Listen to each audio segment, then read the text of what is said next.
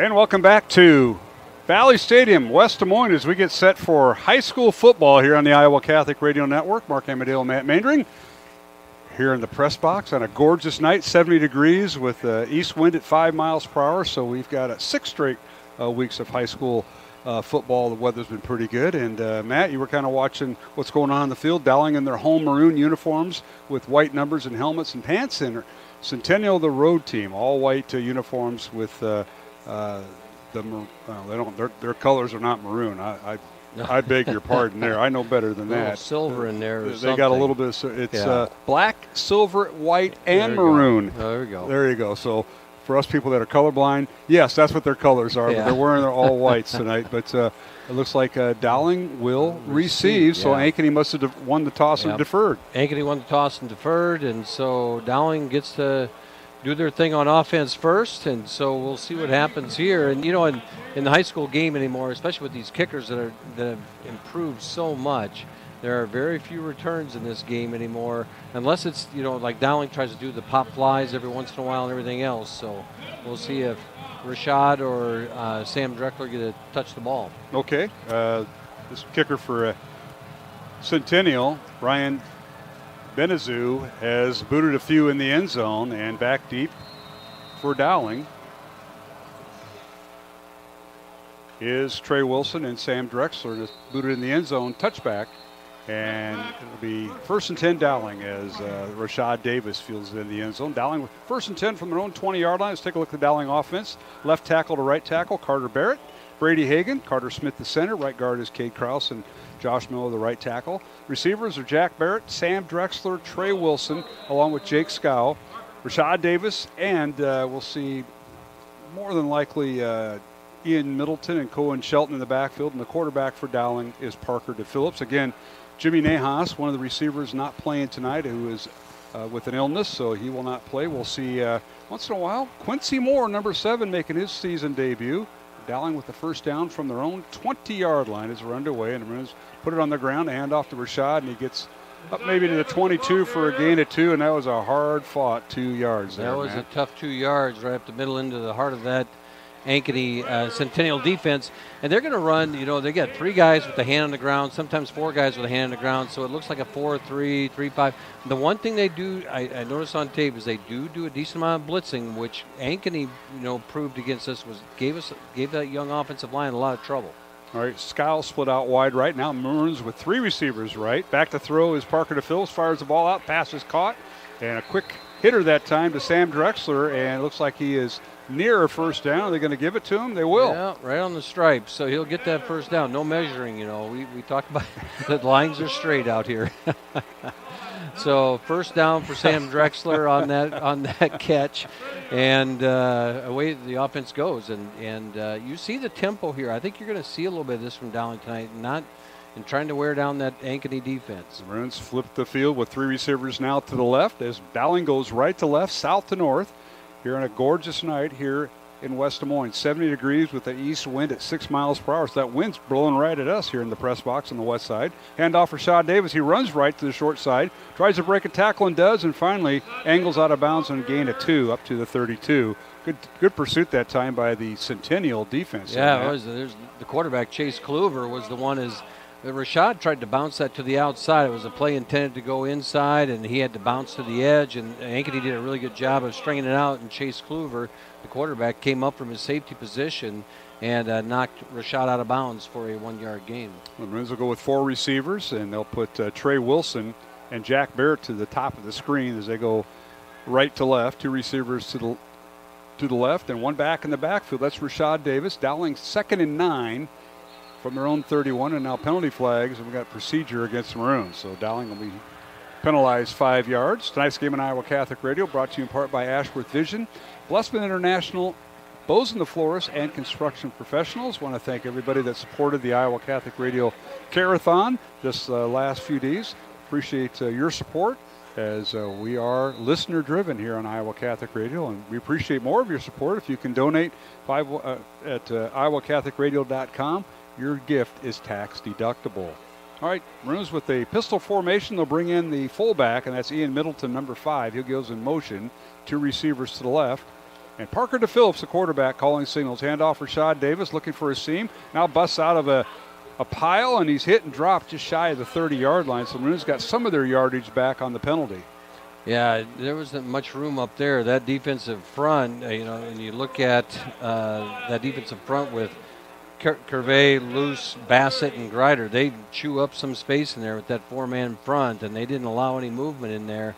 And on a couple plays now, we've seen Rashad have to bounce to the edge and not get many yards. So it brings up 3rd down and 10 for Dowling, opening possession of the game. Maroons have taken the opening kickoff and have a 3rd down and 10 from their own 30-yard line. Trey Wilson in motion. 2 receivers, now 3 on the left side for Dowling. Parker DePhillips, a quarterback, the senior. On play action, back to throw. Parker looking, wants to run, will keep it, and he's tripped up just shy of the 35-yard line. He'll be shy of the first down. 4th down coming up for the Maroons, 4th and 5. And that was a Curvey coming from that defensive position, his defensive tackle position, to get DePhillips from the behind at the ankles and pull him down. I don't know if he'd have made the first down, if he would have got by Curvey, but Curvey pulled him down short of the first down. All right, the Maroons will punt on their first possession. Connor Larson, the senior, will be back to punt. He gets it away. It's a low, spirally kick. It bounces or hits fielded right at the 35 of Dowling, and stood up is the receiver on punt return for the Jaguars. And he's finally brought down at the 41-yard line, and that's where the Jags will take over. 1st and 10 from their own 41 with 9:17 to go first quarter. And no score, Dowling and Ankeny Centennial, number 1 versus number 6. And down on the Dowling sideline, Brian Morris, take it away. Yeah, that punt, guys, it was a line drive. I was a little nervous that they were going to have a nice return there, but Wyatt Jones, number 44, came down, broke down, and got the tackle. So great play by Wyatt Jones on special teams. Yeah, Wyatt Jones is also the long snapper, Brian, so he should be the first one down. Mm-hmm. All right, 1st and 10, Centennial. And we'll go through their offensive starters here in a moment. Kluver is the quarterback, and he hands it off to one of the tailbacks. And, boy, he's stacked up by a host of Maroons. And be no gain. Actually, a loss of 1 on the play. Joel Sanko came up there like a rocket, coming in and filling in the lane and stood him up, and then he ended up getting bounced backwards a little bit more. So nice play by Sanko. Doesn't get credit for the tackle, but he made the play. So 2nd and 11 for Ankeny. The back in the backfield you're talking about was Braden Jackson, who was held to a 1-yard loss. All right, Kluver looks over to the sidelines where the offensive coordinator is also one of the co-head coaches, and that is Ryan Pezzeti. And the give is to his tailback, Jackson, and he gets across the 40 up near the 45-yard line for a pickup of 6. That time, Centennial came out in what I would call an unbalanced line, so they put an extra lineman on the right side of the line and extended it out a little bit, and then they gave it up the middle, and then they only got a 5-yard gain. Yeah, I forgot they lost a yard on the first play. So Jackson gets a gain of 5. So it's 3rd and 6 now for Centennial. Owen Lichty, Max Dickinson, Gavin Humphrey, Lucas Jurovich, and Braylon Deacon Kahee are the offensive linemen, and they give it to Braden Jackson. He's got the first down. He crosses midfield into Dowling territory, tackled at the Maroon 48. And that's part of that misdirection play that they do, and they got that off the edge with Braden Jackson coming around the corner, and big gain for Centennial to move the chains. 8-yard run for Braden Jackson, so he has 3 carries for 12 yards.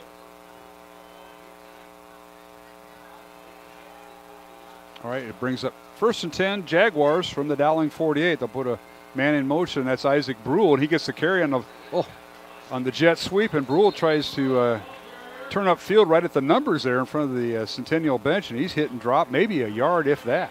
You know, I think the coaches were talking all week about how physical this game needed to be, and you can see in this first series that they are really trying to be physical right there. That was a great hit again, coming from that right side of the Dowling defense. Didn't pick the number up there, but nice stop on that run to keep it to a 1-yard gain, which brings up 2nd and long.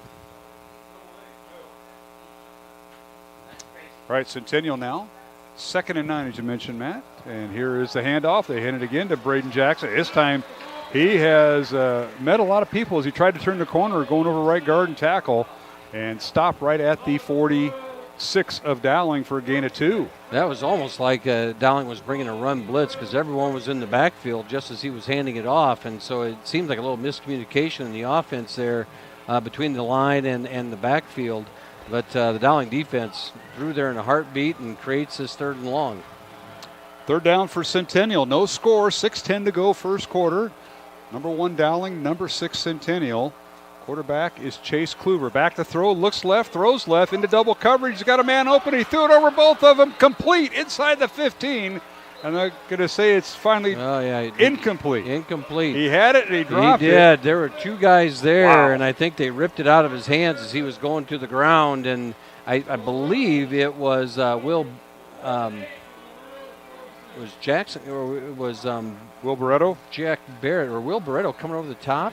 I think it was Will Barretto coming over the top on that play from his safety position and ripped it out as he was going to the ground. And Parker Pearson on that side. Parker Pearson, and he's been the coverage guy all year long. Right. But they did get behind him a little bit, but he had help over the top from Barretto, and they make a play. Great ball thrown by Kluver. It was. Brings up 4th down. 4th and 8, Ankeny from the Dowling 46, and they'll bring in their punting unit. And that is led by Isaiah Bassett, who's one of their starting defensive linemen. He'll be back standing at his own 40-yard line. No score, Dowling and Centennial. Back deep for Dowling is Trey Wilson. And Jack Baird. Here's a kick. Oh, high, sky-high kick. And fielded by Wilson. He goes off his fingertips, but out of bounds at the 8-yard line is where Dowling will have it. So the Maroons got a break there on that punt. Beautiful punt that time by Isaiah Bassett. That was a moonshot. Yes, that was in there, and Trey's waiting for that thing to come down. I thought it was going to come down with a little frost on it. It was up there a long ways. Well, the Maroons dodged the bullet as Trey was near the sideline, and he went off his hands out of bounds, so he had to go about a yard or two. So 1st and 10, Dowling from their own 8-yard line. And Brian, you thought it might be a high-scoring game. I said it might be a low-scoring game. Right now we're 0-0 with halfway through the first quarter. I said it'd be a fast game. Oh, fast game. Yeah. Okay, you didn't say scoring. And that punter, I was watching him in pregame, guys. He has a leg on him. Yeah, great punt that time by Isaiah Bassett of Centennial. Dowling now with 3 receivers to the right. Back to throw is Parker to Phillips, and now he wants to run, and he's hit, and he's dropped right at the 10, maybe the 11-yard line. They'll give him 3. It'll bring up 2nd down and 7.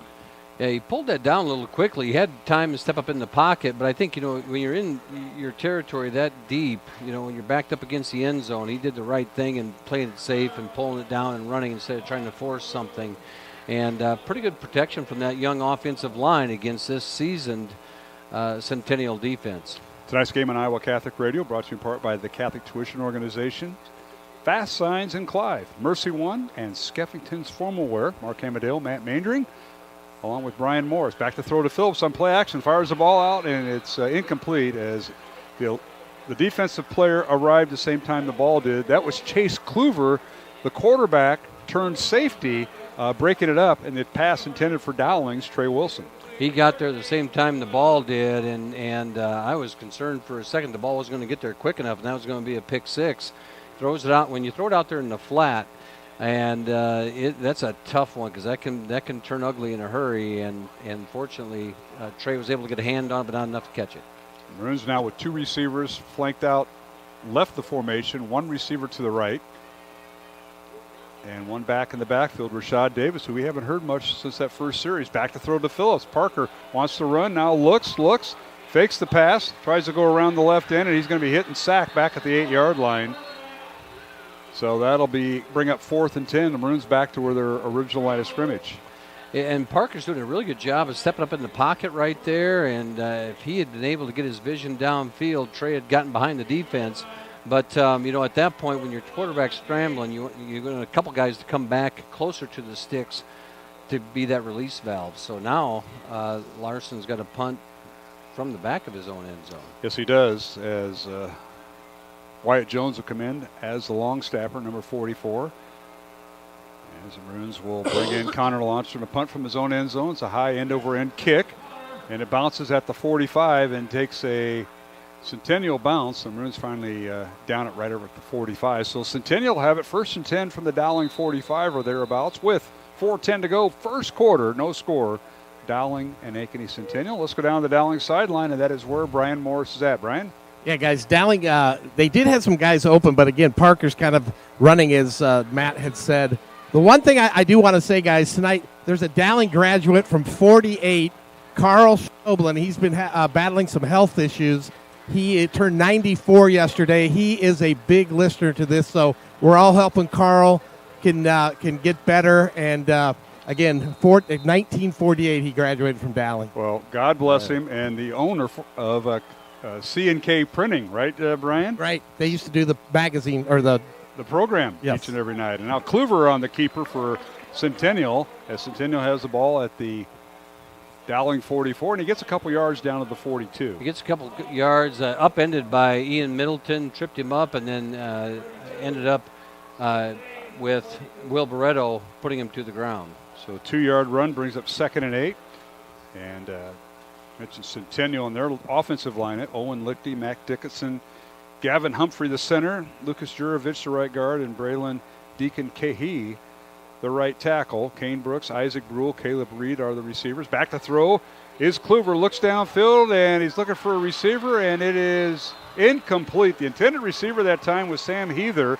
Heard Coach Wilson talk about him. He's caught 4 touchdowns. He's been involved with 4 touchdowns. Caught 2 and has run for 2. And that time they flanked him out. And at 6'2", he presents a size differential for Dowling. I'd have to see the replay. Maybe we caught it on the sideline, but that looked like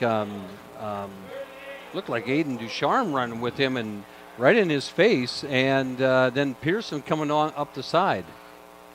I didn't get to see the replay on that, but I thought it was kind of odd in how the defender was playing him, but I think it was Ducharme running with him from that tight end or flanker position. All right. Ankeny now facing a 3rd and long.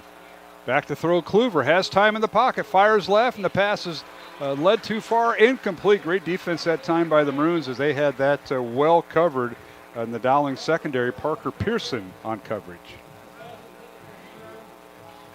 Good play there by the Maroons. They got a little pressure in there, and then it forced him to get rid of it a little bit quicker than he wanted to. Threw it to the edge, right past the numbers, but just out of the reach of the receiver. And they end up turning it over on downs, and we're going punting back and forth, punting for field position.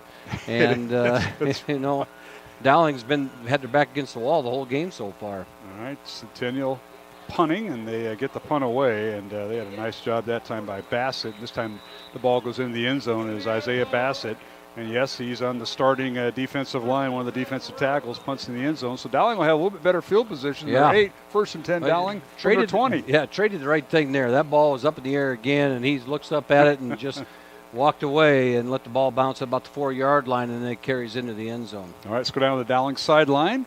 It's tonight's game on Iowa Catholic Radio, and we're also streaming with CISN and Brian Morris, class of 2014, that second state championship class. Or no, that's be the 3rd for Coach Wilson, right? Yeah, it was his 3rd because he had one in 2011. But, yeah, they're going to be honored at halftime. And, again, I'm going to try and grab a couple of interviews at halftime. You may have to follow him over to Pal Joy's, Brian, to get that interview complete.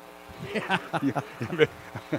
Dowling with a 1st down, and they give it to the tailback. Yeah, that's Rashad Davis. Yeah, Rashad Davis on the run there, and that was the first time he's gotten his legs going a little bit and got some momentum going forward. That offensive line over the right side that time, over Krause and Miller and Smith, create a little space for Rashad, and he's able to bounce up to get 5 yards. 5 yards on 1st down for the Maroons, so it'll bring up 2nd and 5. Dowling, 2:40 remaining in the quarter. No score, Dowling and Centennial. Now here's a flanker, a jet sweep rather, with Sam Drexler trying to get outside the numbers, and now he cuts it back upfield and finally driven down at the 26-yard line. So all that east-west running gets him 1 yard. 1 yard, and Isaac Brule makes a nice play there out on the edge to cut Drexler down. And Drexler, that was a little bit of a slow developing play. And what's going on here? We got somebody down on the far side of the field. An Ankeny player is shaken up with 2:19 to go here in the 1st quarter. It's Isaiah Bassett, yeah. Oh, that's their defensive lineman and punter, and he was on pursuit that time. So we hope everything works out there. He's kneeling down, so our folks on radio may not see it, but the video, he's on both his feet. So that's good news. But, yeah, he's gonna walk off, and maybe lost a little wind or something like that. Who knows? So the guy standing behind us, he's a legend in his own mind over there at Assumption territory in Davenport, Mr. Joe Stopulus, and he was begging for money. Raising money earlier. Come here, Stop. Get over here. We'll put you on the radio. As we got a little time out. How you doing, Joe Stopulus? I'm doing well. I did not think I'd be on the radio tonight. That's not part of my thing. I just wanted to say hi. Well, I'm saying hi, and this is Mr. Maynard. We've met before. Joe Stopulus. Nice to meet you. If you ever get the Stopulus kids, and there's about they're 20 here. We're here. We are indoctrinating them today. There's 20 of them that'll go through Dowling. Well, how many you got up to now? 10? Back to throws to Phillips. He's hit as he threw it, incomplete. That'll bring up 4th and 4 for Dowling with 2:14 to go 1st quarter. Joe, welcome. Thank you. Number 7's on the way. Are you kidding? I'll give 100%. This guy, Matt Maynard, 7 kids. Well, that's why we're trying to raise them Dowling right today. There you go. That's why we're here tonight to show them what it looks like. Get them out there, get them acclimated. We had Coach Wilson on the radio yesterday morning. They had you on the radio today, Mr. Stopulus. Well, we had an opportunity to talk with a Dowling theology teacher today. My daughter's teacher, Matt Wilkins' teacher. Amazing, yes. And as Dowling will force to punt, boy, it's been a punt fest. It's like watching Iowa football once in a while. Yeah. And fielded by Ankeny at the Centennial, at 50-yard line. So that's where Centennial will take over. It's just been back and forth with field position. 2:06 to go, 1st quarter, no score. Dowling and Ankeny Centennial. Joe Stopulus. Let's see. You were on the radio. Oh, host a Man Up on Mondays. Yeah. You ever had Mr. Mandering on as a guest? No, I mean, listen, I'm always open to new guests. Are you man enough to handle this challenge? I've listened, and I don't know. Yeah, listen, you just let me You've know. never had me on either, man. So don't worry about it. I wouldn't feel. Don't be guilting him. Yeah. Hey, Joe, you did a good job. I heard good things about you on the radio. Did you share it with Leonetti, or who were you on with? What did I do? Were you on the radio today? Listen, trying to raise money for this wonderful station. Yeah, but you were on, right? That was you. Here's a handoff for Ankeny, and that's Braden Jackson trying to get around left in. Gets a couple yards down to the 40. I'll call it 7, maybe a pick up a 3. Each team is sitting here kind of battling a little bit and trying to figure out where they're going to find success. And over the left side of that line right now, Ankeny has pounded it there a few times, getting on that left hash. You're expecting an explosive play pretty soon, and I think one of these teams is going to see it here as hopefully when the ball changes hands. Ankeny's been close on a few of these passes, but the good defense by Dowling to stop them. It's going to be that close. It was last year, came down the wire up there at Ankeny, but here's Centennial, 2nd and 7 from the Dowling 48. Back to throw Kluver, looks over to Miller. He's got a man open, caught, and that is Caleb Reed, and he may go. He's down the far sideline. Did he get in? Touchdown. Reed from 48 yards out. Well, who called that? Yeah, I know. Caleb Reed I know it. On a little post pattern right over the middle, found the seam in the Dowling defense, man. Well, that's what happens, and why I said it. When you're getting up to stop the run that much, your linebackers are up in that run defense, and it creates a gap right behind them. And they were able to sneak Caleb Reed over the middle, and then there's no help there, and he flies into the end zone for a touchdown. All right, Benazou in for the extra point. The holder is Chase Kluver. Long snapper is Gavin Humphrey, their starting center, and Ankeny Centennial leads 6-0 over Dowling Catholic. And the extra point, ball's down, kick is up, and good. 7-0 Centennial. Minute 15 to go, first quarter. Joe Stoppis, thanks for stopping by. Glad you had something to say. We'll take a break here on Iowa Catholic Radio and CISN.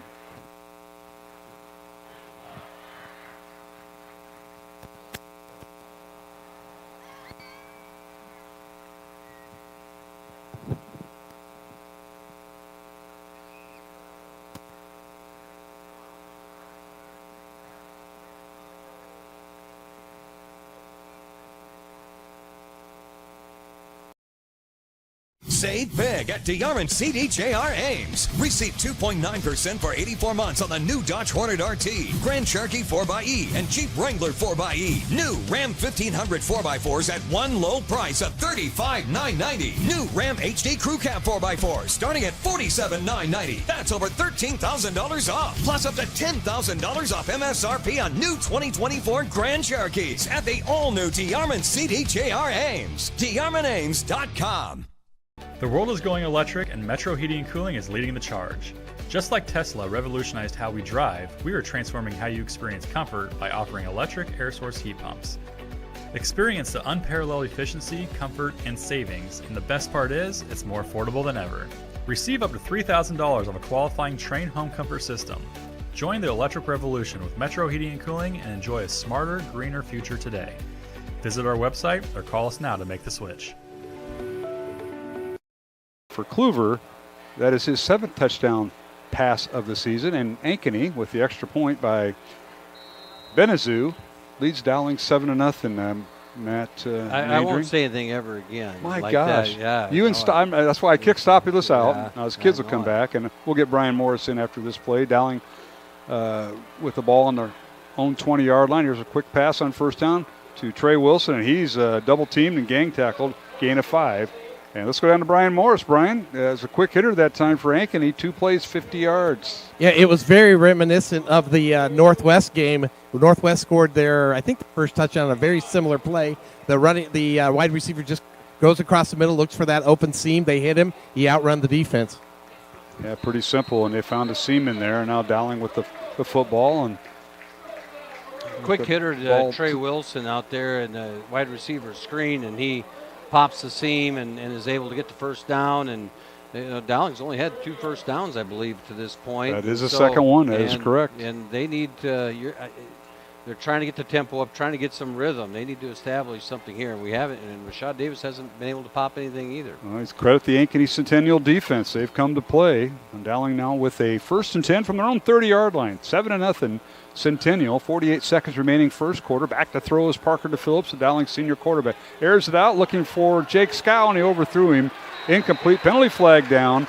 And they're going to get Cale Woods, maybe for holding. Yeah, you got 2 flags. And I see that. And it's going to go against Centennial, as Woods was the defensive back, and then the safety had help. And I was wondering, I didn't see it originally because I was wondering why Scow led up. Pass interference in the defense is the official call. So, Brian Morris, there you go. He was right in front of you. It was right in front of me, guy. He did grab him, but to be honest, if that was the NFL, that was a non-catchable ball because it was about 15 yards in front of him. Well, I think that's why you have to tell your receivers, keep running no matter what, because it makes it look closer. Right, 'Cause I was thinking the same thing, that he wasn't even close to the ball, but that was because he was being held. We're going with that. And uncatchable is not a word they use in high school. That is not, doesn't, you know.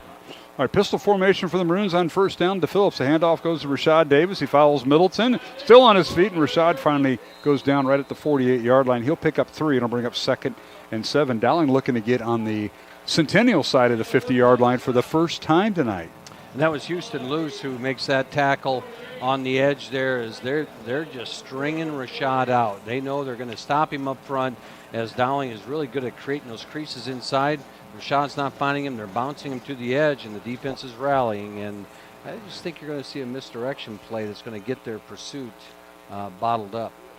Ankeny front 4, Malachi Curvey, Houston Luce, Isaiah Bassett, and Mitch Greider, the front 4. Linebackers, Carlos Blunt, Reed Anderson, Addis Hambisic, and Cale Woods, along with Jackson Reed, the corners, Isaac Brule and Chase Kluver, the safeties. That's the end of the first quarter. We'll take a 1-minute break and return. It's Ankeny Centennial 7, Dowling nothing. We'll return on Iowa Catholic Radio and CISN. Free Godfather's Pizza begins with the download. Order through my new online ordering app and start earning free pizza and sides. It's easy. Download the Godfather's Pizza online ordering app today. Do it. Ever have one of those awkward moments when a business disappointed you? You got ripped off? Didn't get what you expected? The Better Business Bureau can help you avoid these uncomfortable situations. BBB accredited businesses are honest, ethical, and reviewed annually by the BBB. Don't experience another awkward moment with a bad business. Trust the ones that operate with integrity. Look for the BBB seal. It's the sign of a better business. And find a better business anytime at bbb.org. Over 1,300 vehicles on WaukeeChevy.com. Schottenkirk Chevy Waukee. If we don't have it, you can build it. Newly expanded service department means we're hiring. See the openings on WaukeeChevy.com. Schottenkirk Chevy Waukee. WaukeeChevy.com.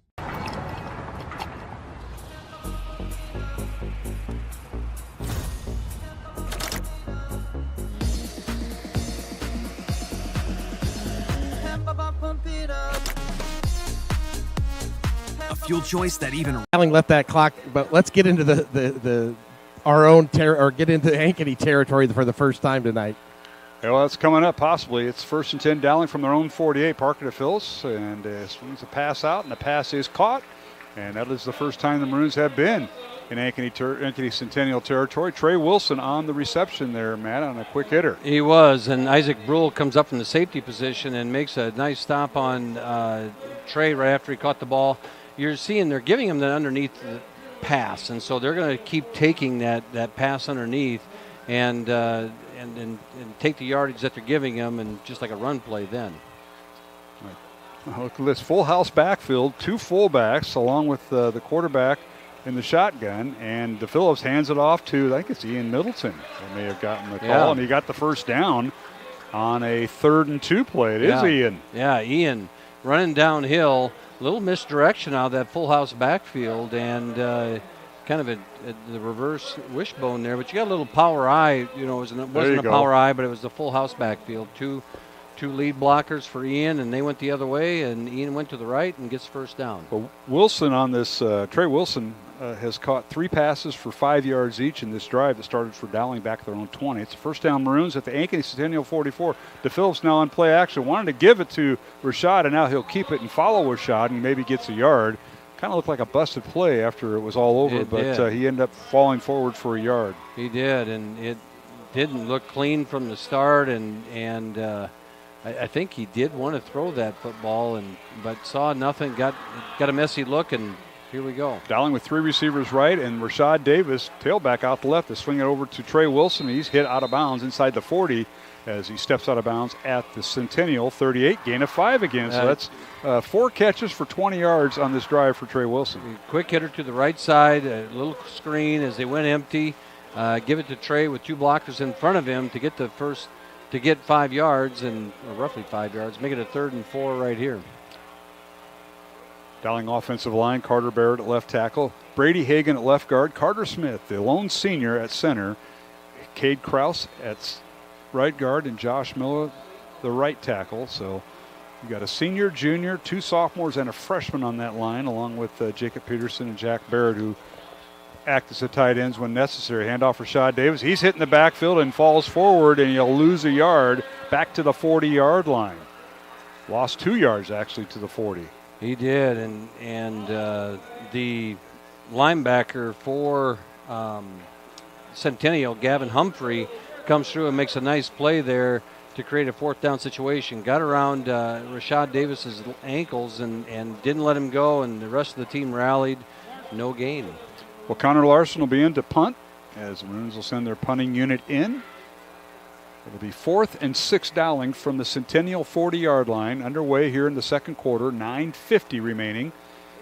The game clock running, 7-0 Centennial leads Dowling. Number 6 leading number 1, and now Larson's punt, and it is fielded at the 16-yard line, and that's where the Jags will take over 1st and 10 from their own 16-yard line. 9:37 left to play here in the second quarter, and we'll go down to the Dowling sideline with the Maroons trailing by 7. Brian Morris, come on in. Yeah, but Dowling having some success with those quick hitters. They just could not get this running game going.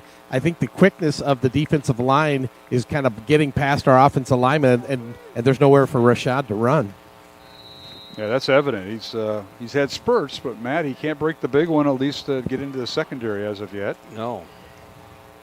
Just and no rhythm. And you could see they're trying to pick up, and they found the spot where they can get the yards, and that's the short passing game. All right, Kluver at quarterback as Centennial goes right to left. The visiting team tonight, south to north. Back to throw. Kluver has time, fires over the top, incomplete. Pass intended for Sam Heather. They have not hooked up with him, but they've tried to go to him. Well defended that time by Dowling safety Will Barreto. Will Barreto did a great job in coverage there, and I kind of tried to watch the secondary there. They had great coverage. They send 3 receivers out. One thing I noticed on the film also is that they do some of these patterns where they're only sending 3 guys. They keep max protection in and to protect Kluver and let him throw the ball to his spot, and he's good at it. He has not had happy feet in that pocket. He has had every ball he's thrown, he's been set. So something to keep an eye on. 2 tight ends now for Ankeny. 2nd and 10 Jaguars from their own 16.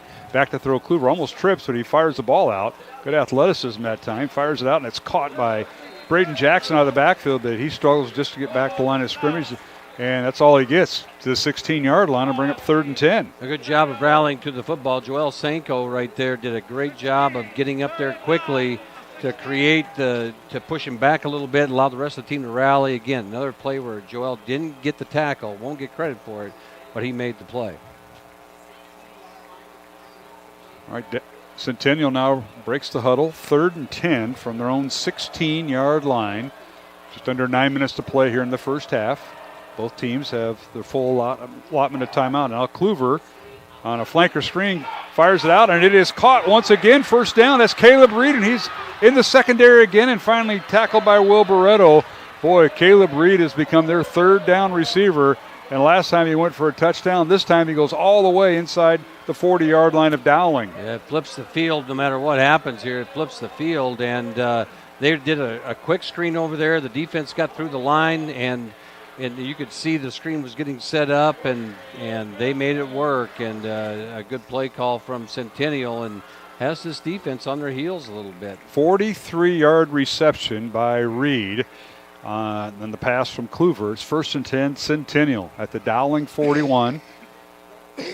And the Jags break the huddle with 2 receivers left. They'll put the halfback just outside the right tackle. Extra tight end comes in, and Kluver out of the shotgun. Here's the snap. Flanker, a jet sweep rather, and they hand it off. And this time it is Isaac Brule with it, and he's finally run out of bounds on the near side right in front of the Dowling bench at the 31, and that's good enough for a first down, I believe. 2 missed tackles in the backfield as he was able to keep his feet and bounce it to the edge. And once he got around the corner, he accelerated for the first down and missed opportunities there because I thought it was going to end up being a loss for a second. And then he just kept his feet and made to the edge.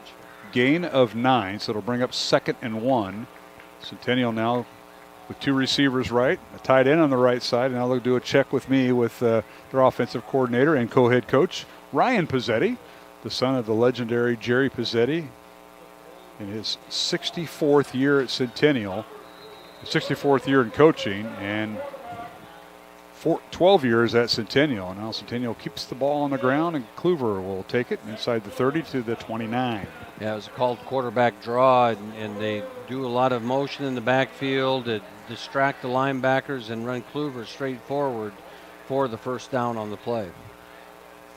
1st and 10, Jaguars at the Dowling 29. Jaguars close to getting in the red zone. They're going to split out Caleb Reed, who's been dangerous tonight. He's got a couple big plays, one for a touchdown. Split out wide right.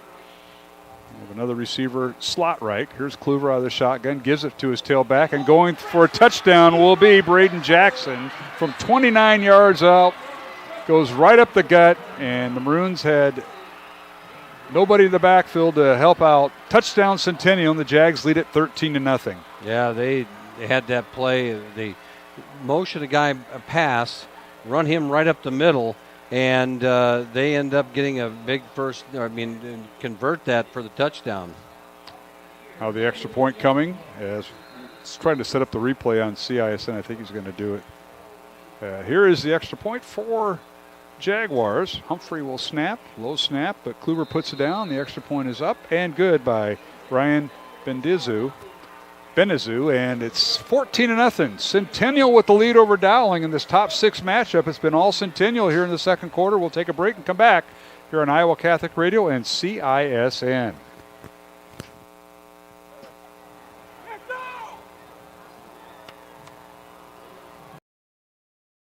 You want to get stronger, faster, healthier. You want more. You want to be part of something bigger than yourself. A place for people of all ages, all walks of life, that provides opportunities for all to succeed. We do that. We're the why. Build more than muscle. Build a stronger community. Iowans are working hard, but high prices make it even harder to keep food on the table. Record numbers need help. Your neighbors, your friends, your community. Stopping hunger starts here. Over 1,300 vehicles on WaukeeChevy.com. Schottenkirk Chevy Waukee. If we don't have it, you can build it. Newly expanded service department means we're hiring. See the openings on WaukeeChevy.com. Schottenkirk Chevy Waukee. WaukeeChevy.com. Stadium, West Des Moines, week 6 of the Iowa high school football season, and Centennial leading Dowling 14-0 with 7:26 to go here in the second quarter. Here's a kickoff by Benezu. It's fielded by Dowling at the 2. On the return, it's Rashad Davis across midfield. He's got the kicker to beat, makes a move on him. Rashad's still on his feet, and he's finally run out of bounds at the 22-yard line, they'll call it, of Ankeny Centennial. Tremendous return by Rashad Davis, Matt. That was, and I was sitting back there thinking, why do you kick to him? Why do you give him a shot? And he's like a bullet once he catches that ball up through the alley, and there's no one there to catch him, and the kicker couldn't get him, but one guy had the angle and knocks him out of bounds at about 23. 23-yard line is where great they'll have return it. by Rashad. And I was going to say, just before the kickoff, Dowling needed a spark. There it was. Yeah, it was. Brian Morris, have you caught up to where Rashad ran out of bounds? I know you're huffing and puffing down there. No, I did, but they're trying to kick it in the end zone, and Rashad probably got that with about a half a yard to go. So that was very lucky that we were able to run that one back. All right, so Dowling on the Centennial 23, Parker to Phillips. Does play action, goes back to throw, can't find anybody open, keeps it, and is run out of bounds at the 20-yard line. I'm still adding this up, so we'll give him 49 plus 17, carry the 1, and that is a 66-yard kickoff return. I believe you. That sounds good to me. And I didn't use any toes this time, I gentlemen. know it. I know it. Yeah, so it's 2nd and 7 now for the Maroons. The line of scrimmage is a Centennial 20. Centennial leads by the score of 14-0.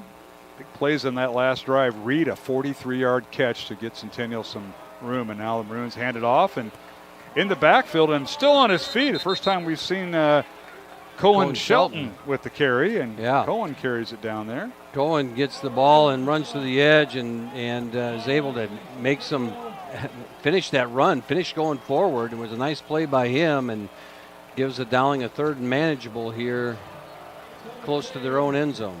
Cohen in there for Rashad Davis, who's getting a breather after that 66-yard kickoff return. Brings up 3rd and 4. The Maroons on their own, or on the Centennial 17, fires it out. Pass is caught by Trey Wilson. Trey tries to navigate inside a couple of cornerbacks, and he's near a first down. Yeah, just enough for a first down. They're moving the sticks. They are, okay. So he a little quick screen out there, and he was able to break one tackle and squeeze his way forward for another one. 4-yard gain for Wilson. And it's 1st and 10, Dowling. At the Centennial 13, Maroons knocking on the door in the red zone here. 6:15 to go in the second quarter. It's been all Centennial tonight. Caleb Reed on a 48-yard touchdown pass from Kluver. Now to Phillips, back to throw, fires out, caught by Rashad Davis, loses balance, and then finally closed out and brought down by Centennial's Reed Anderson. Phillips had to get rid of the ball in a hurry and was able to use the release valve of Rashad, but he stumbled as he caught it and wasn't able to get traction. Otherwise, he might have been able to shake loose. No gain. No gain on the play. No gain. But, big plays by Reed in their last drive as Centennial went 6 plays and 84 yards. Reed, a 43-yard catch. Brule, a 9-yard run on a jet sweep. And then the touchdown run by Braden Jackson from 29 yards out. Dowling threatening here, 2nd and 10. They'll put Ian Middleton now outside the right tight end, and they'll give it to Rashad Davis. He's going to run that way, and he's finally run out of bounds. He loses the sideline, and he's run out of right about the 13-yard line, gain of 4. And looks like I don't think they're going to give him anything there. That was the original. I don't know. I thought the sticks moved too. I wasn't. Right at the 13, it was the 17. So how come? Maybe it was no gain. No gain. Yeah, no gain. The ball's on the 13-yard. That was kind of confusing because I thought we had yardage there as well. The Maroons called timeout with 5:17 to go in the second. All right, we'll take it with them. 5:17 left to go, second quarter. And it's Centennial 14, Dowling Catholic nothing here at Valley Stadium in West Des Moines. Back in 1 minute on the Iowa Catholic Radio Network and CISN. Hi, this is Chris from Fireplace Superstore, and you and I both know that you've been wanting to convert your drafty old wood-burning fireplace into a high-efficient gas one. Well, this is the perfect time. Heating Glow is making it easier than ever. If you buy this year between September 15th and October 13th, Heating Glow is giving a free vent kit worth up to $650, making it easier than ever to convert that old wood burner. But the best deal in years won't last, so come on in today. Fireplace Superstore, just west of Homemakers at 109th and Douglas. Getting your car serviced or repaired can be a pain. That's why Westside Auto Pros is committed to making it as painless as possible. If you wish, we'll come get your car at your home or office and return it when it's done. Or you can drop your car off here and we'll shuttle you to where you want to go. When we're finished with your car, we'll come pick you up and bring you back. If your car is going to be here for a few days, we offer low to no cost rentals. So give us a call and say, I can't wait to have my car serviced at Westside Auto Pros.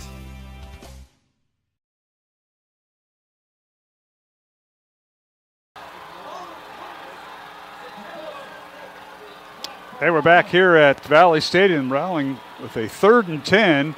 DePhillips back to throw, and he's hit and sacked. Ball pops loose, and Rashad Davis picks it up for Dowling, but it'll bring up fourth down for the Maroons at the Centennial 25-yard line. Dowling losing yardage that time, lost 12 yards. I think they called him. Did they call him down to the original spot? It didn't make any difference. He fumbles it. Back to but the 25. It makes it a long field goal here. This will be a 42-yard field goal for Dowling Catholic, as Maroons now get the field goal unit. Parker DePhillips, the quarterback, will hold for Marty Blount. Blount from 42 yards out, right in the middle of the field. Ball down, kick is high enough. It's long enough, and it is good. Marty Blount from 42 yards out puts Dowling on the board with 4:24 to go here in the second quarter, and it's 14-3 Centennial over Dowling. We'll take a 1-minute break and return here on the Iowa Catholic Radio Network and CISN.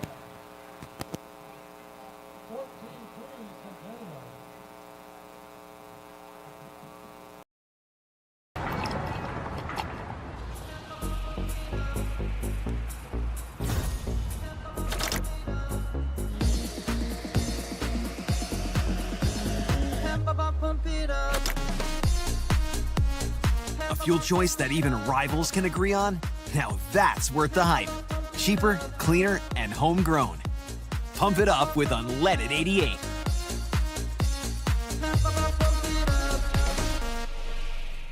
Western lets your UTV power through the storm. The Impact V Plow and Impact Straight Blade, with the features the pros demand. Custom tailored for your UTV. And to keep your work top-notch, rely on the Tornado UTV Hopper Spreader. Now that's a job well done. Western, more jobs done faster. Visit Truck Equipment Inc. today at truckequipmentinc.com. 42-yard field goal. That was set up by Rashad Davis, 66-yard kickoff return to the Centennial 23-yard line. And now here's a kickoff by Dowling and return by Centennial, and that's Reed Anderson, the starting linebacker, on the return. And the Jags will have it 1st and 10 from their own 33-yard line with 4:18 to go second quarter. Let's go down the Dowling sideline. That is where Brian Morris is at. Hey, Rashad Davis really set up that last scoring drive for Dowling. He really did, guys. And again, Dowling just needed to get some points on the board.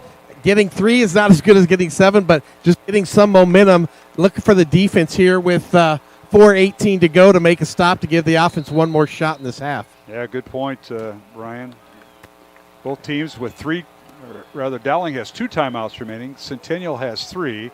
Jags will start 1st and 10 from their own 33-yard line with 4:18 to go here in the first half. Centennial will hand it off, and running with the football is Braden Jackson. He gets up to the 35, maybe the 36 on a first down carry. Looks like on that play inside for the Maroons, Jackson Miller makes a stop coming up from the backside and got under the legs of Jackson, was able to take him down. Right now, Centennial's winning the battle up front. And defensively, their front four is causing enough problems to allow their linebackers to fly to wherever the ball is, and they're containing everything up front. All right, 2nd and 7, Centennial from their own 36. Back to throw Kluver. He's going to be sacked. He gets hit and dropped. Backside pressure got him, and I believe that was Mr. Manning, Dylan Manning. That was coming off the backside. That was Ryan Bobo. Oh, it was. I'm sorry. Yeah, Bobo got There's released. A replay here, yeah, Matt. Bobo gets released off the backside. He loops out and gets let loose, and he comes in and is able to speed by and get around. That's the first time they've had pressure tonight, really, on Kluver, and creates a 3rd and long. And this defense needed a stop, and they need to get it right here. And we mentioned earlier, maybe a possession or two, that Ankeny's Kluvers have. You didn't have Happy Pete back there. We didn't last time because he did not know Bobo was coming on the backside. And with the sack, a loss of 6 yards. Now they're going to stop the clock with just under 3 minutes remaining here in the first half. Be a timeout taken by Centennial. So both teams with 2 timeouts remaining. We're going to keep it here on Iowa Catholic Radio and CISN. Our thanks to Aaron Bandy, our producer tonight, Caleb Neese, and Reese Webb, our cameraman, if you're watching on the live stream with our audio. Mark Amadale alongside Matt Mandering on Iowa Catholic Radio. Let's go down to Brian Morris during this timeout on the Dowling sideline. I'm more concerned about halftime, Brian, and not your interview with Coach Wilson. I'm just more concerned about halftime, Brian. Yeah, I hear you guys. I'm looking for some of the players. Uh-huh. I think they'll be after the band maybe when they introduce them, but we'll work it. If not, the three of us will just talk amongst ourselves and maybe predict the baseball playoffs. Yeah. But Ryan Bobo, guys, he came off that edge, and Kluver was very lucky to hold on to that ball because it was kind of a blindside sack, and usually some of those balls can pop up, but he held on to the ball. I was thinking the same thing, Brian. That's a play where the quarterback ends up fumbling it because Bobo came without any. That's right. With reckless abandon. Let's say it that way, and almost caused it. But Kluver's experienced and held on to it and creates a 3rd and long. Yeah, Bobo got around the left tackle, Owen Lichty, that time, the 6'7", 260-pound junior for Centennial. But the timeout, it's 3rd and 13 for Centennial. 2 minutes, 56 seconds remaining here in the second quarter. Both teams have 2 timeouts remaining. Back to throw Kluver. Now he's being blitzed again. Avoids one tackler. Still on his feet. Fires the ball downfield. He's got a man open. It's caught at the 40-yard line. Evasive tackle Jeremiah Bassett with the reception, and he's all the way down inside the Dowling 35-yard line. Wow. That was a play by Kluver, and that's athleticism there. He was able to escape Wyatt Jones, who had him in the backfield for a moment, and he dances out of it, jumps in the air, and throws it down the field to Jeremiah Bassett, open in the middle of the field as the play broke down. It's all the way down to the Dowling 34-yard line. So a 36-yard reception that time by Centennial from Kluver to Jeremiah Bassett, one of the backup receivers. And now there's a little flanker screen to the right side. It's caught, and with the run is Caleb Reed. And he gets outside the numbers and finally drags tacklers inside the 30 down near the Dowling 25-yard line. That play has posed Dowling some issues to the wide side of the field as they're able to get the numbers out there and get Caleb. It was Caleb Reed again, correct? And then get him free for the first down, just short of the first down. But they've had explosive plays out of that now 2 or 3 times. Yeah, it's gain of 9 right now for the Centennial Jags. 2nd and 1, minute 45 to go, and Ankeny with 2 timeouts remaining has 2 receivers left. And they give it to the tailback, and that's Braden Jackson. He's down the far sideline, touchdown. He went through a small hole and then got loose in the secondary, and that was on the short side of the field. Touchdown Jackson from 25 yards out. That's his 2nd touchdown of the night, Matt. Right now, Centennial's having their way up front and creating seams, and like I said, to start the game, they do so much motion and things that create a lot of movement for your eyes. And everyone's got to stay home and be on responsibility. Ankeny Centennial moving the ball at will right now. That was set up by the pass to Bassett of 36 yards, which put him in Dowling territory. And now the extra point is up and good by Ryan Bendezu. Bendezu with the extra point. And with 1:34 to go in the first half, Ankeny Centennial 21, Dowling Catholic 3. We'll be back in 1 minute here on the Iowa Catholic Radio Network and CISN. Hi, this is Chris from Fireplace Superstore, and you and I both know that you've been wanting to convert your drafty old wood-burning fireplace into a high-efficient gas one. Well, this is the perfect time. Heating Glow is making it easier than ever. If you buy this year between September 15th and October 13th, Heating Glow is giving a free vent kit worth up to $650, making it easier than ever to convert that old wood burner. But the best deal in years won't last, so come on in today. Fireplace Superstore, just west of Homemakers at 109th and Douglas. Getting your car serviced or repaired can be a pain. That's why Westside Auto Pros is committed to making it as painless as possible. If you wish, we'll come get your car at your home or office and return it when it's done. Or you can drop your car off here and we'll shuttle you to where you want to go. When we're finished with your car, we'll come pick you up and bring you back. If your car is going to be here for a few days, we offer low to no cost rentals. So give us a call and say, I can't wait to have my car serviced at Westside Auto Pros.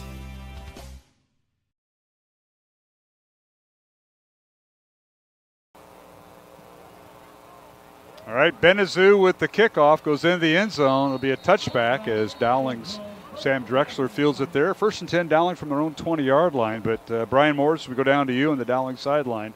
Centennial leading 21-3 on a 5-play, 67-yard drive. The big play was Bassett's 36-yard reception for the Jaguars. And then Jackson with his second touchdown run of the night, Brian. Yeah, they show Braden Jackson at 5'11", guys, 185. He looks about 6'2" out there, and he just runs like a gazelle. He has some nice moves. Dowling really on these touchdowns, nobody's touched these runners. Yeah, that's a problem, right, Matt? Yeah, I saw the same thing, is that they're not getting many hands on them, and they're picking up the blocks and having their way with it right now. It's been all Centennial here in the first half. Maroons the first down at their own 20. And back to throws to Phillips. He fires the ball out near side. Jake Scow with the catch right at the 30-yard line near a first down. It'd be about a yard shy. They're going to move it back to the 29. The only positive out of that right now is it left enough time on the clock for Dowling to move down the field, and you got to get something positive here before going into half, because we know Ankeny gets the ball coming out of half as well. So you want to sit here and see if you can scrape and try to get a score before the half. All right, 2nd and 1 Maroons on that last catch by Scow. Now a quick pass over to Wilson, and Trey with the catch out of bounds, get the first down.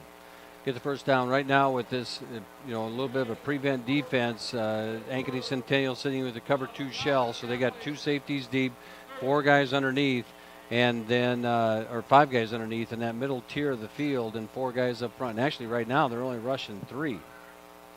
1st and 10 Dowling on their own 33-yard line. Minute 24 to go as the clock is stopped after the first down catch by Trey Wilson. Back to throws to Phillips, and he wants to go long. He does. He's got Scow open, and over the shoulder catch. First down Maroons right around the 20-yard line as they'll spot him down there.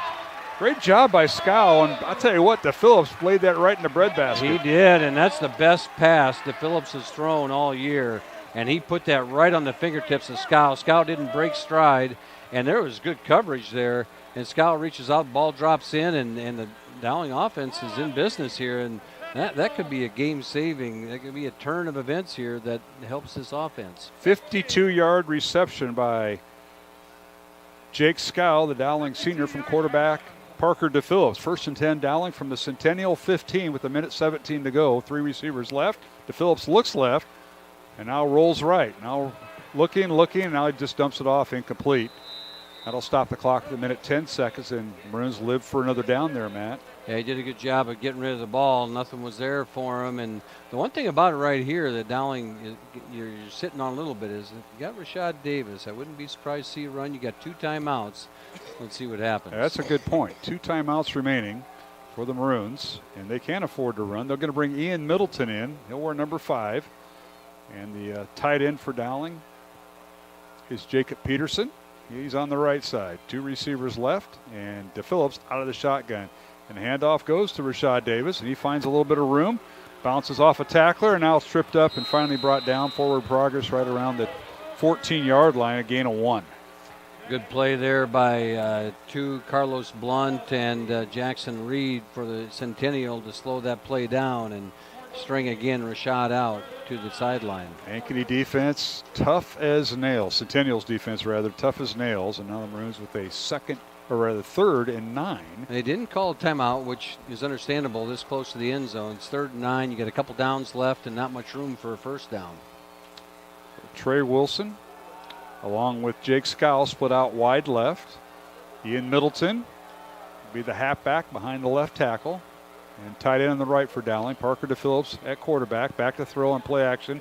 Has Rashad in the block for him. And now ball loose on the field. And no signal yet. I think Centennial got it in that scramble down there. And they're going to give it to Dowling. It'll be Dowling, 4th down. Dowling scratches and gets it back. Calls a timeout. And they're going to run the field goal unit onto the field. So with 13 seconds remaining in the half, the Maroons will attempt a field goal. Line of scrimmage is a 20, so a loss of 6 on that fumble. And Marty Blunt will attempt a 37-yard field goal from the right hash. He's already kicked one earlier tonight from 42 yards out. This one's a little closer. Last time you said it was long enough, and I'm going, oh, Mark, you might have said it early, but it was cleared by at least 5 yards. We'll keep it here. 13 seconds to go, and I think Coach Pezzeti just iced Marty Blunt. That's fine. Good try. Go down to Dowling's, our Dowling sideline reporter, Brian Morris, who returns this week after his class reunion last week, and I see he's still upright, Matt. I'm impressed. Yeah, it was. We were very well behaved. We're old, man. Parker DePhillips on that one, guys. He just went back. He had the ball kind of in his hand. It just fell out, and number 77, Carter Barrett, fell on the ball. Thank goodness, because that would have been disastrous if Maroons didn't even have a chance to get some points out of that long pass play that they got earlier in that drive. It's a good point, Brian, because when you start back here at the 20-yard line, you're thinking at least if you can get 3 points and then get the big play, and you're going, oh, we really won 7. But if you'd asked Coach Wilson before the drive started, he'd take 3 points out of this drive. Yeah, absolutely. And I think the defense, again, Dowling over the years, they don't give up plays like this. So I'm curious of what Ankeny's doing offensively that they're maybe not as prepared as they have been historically.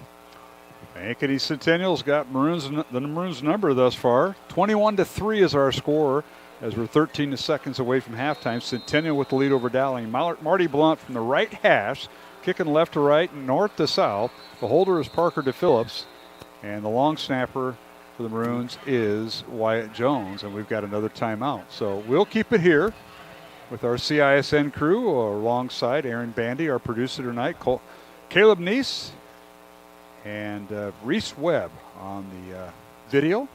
Mark Amadale alongside Matt Maindring, and Brian Morris down to the sideline. Vinny Cataldo producing tonight here on the Iowa Catholic Radio Network.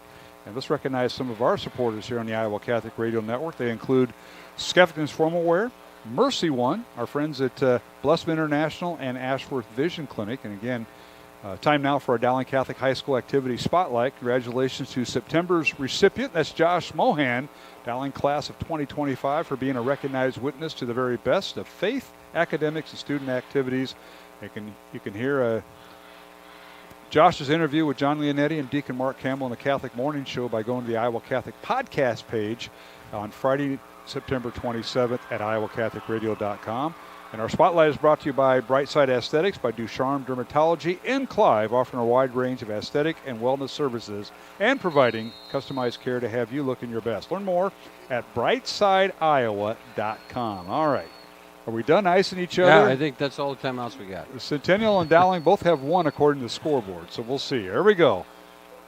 Dowling awaiting the snap by Wyatt Jones. Ball down, and the kick is blocked. And picked up by the Maroons, and that is Marty Blunt who picked it up, and he has dropped right at the 30-yard line, and 5 seconds remaining, so Centennial blocks the field goal of 37 yards. And that's, Blount didn't have a chance. The snap came out a little high, and DePhillips had a tough time handling it and didn't get it down in time, and that was going nowhere.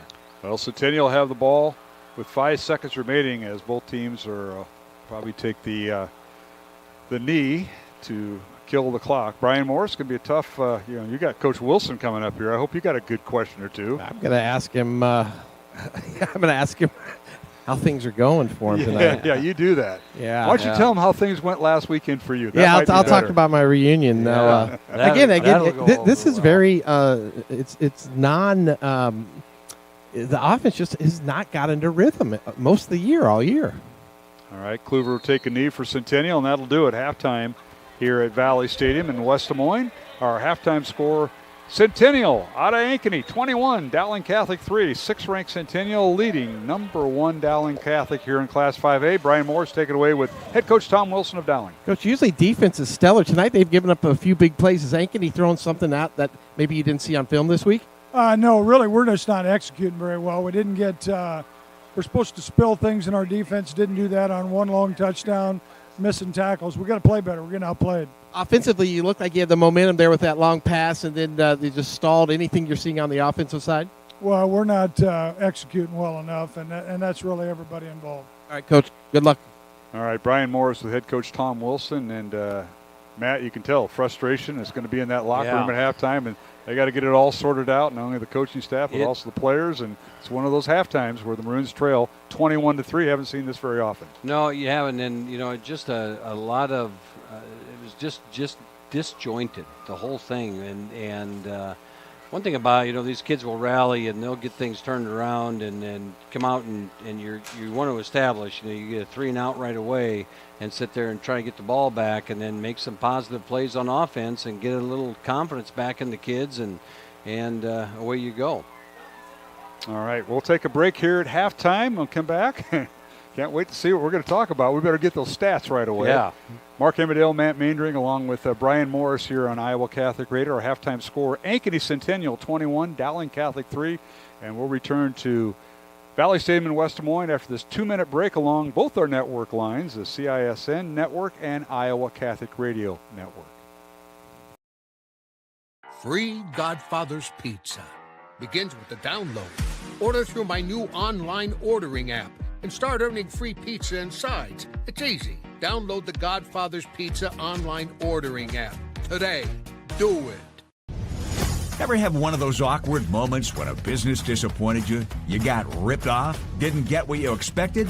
The Better Business Bureau can help you avoid these uncomfortable situations. BBB accredited businesses are honest, ethical, and reviewed annually by the BBB. Don't experience another awkward moment with a bad business. Trust the ones that operate with integrity. Look for the BBB seal. It's the sign of a better business. And find a better business anytime at bbb.org.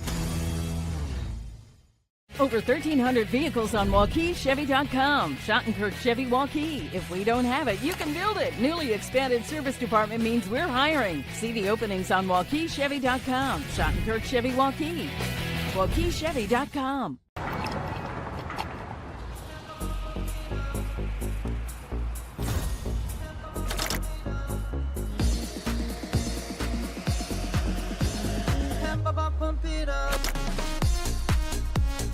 A fuel choice that even rivals can agree on?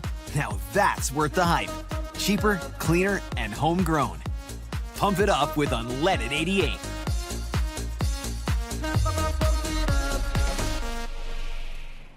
You want to get stronger, faster, healthier. You want more. You want to be part of something bigger than yourself. A place for people of all ages, all walks of life, that provides opportunities for all to succeed. We do that. We're the why. Build more than muscle. Build a stronger community.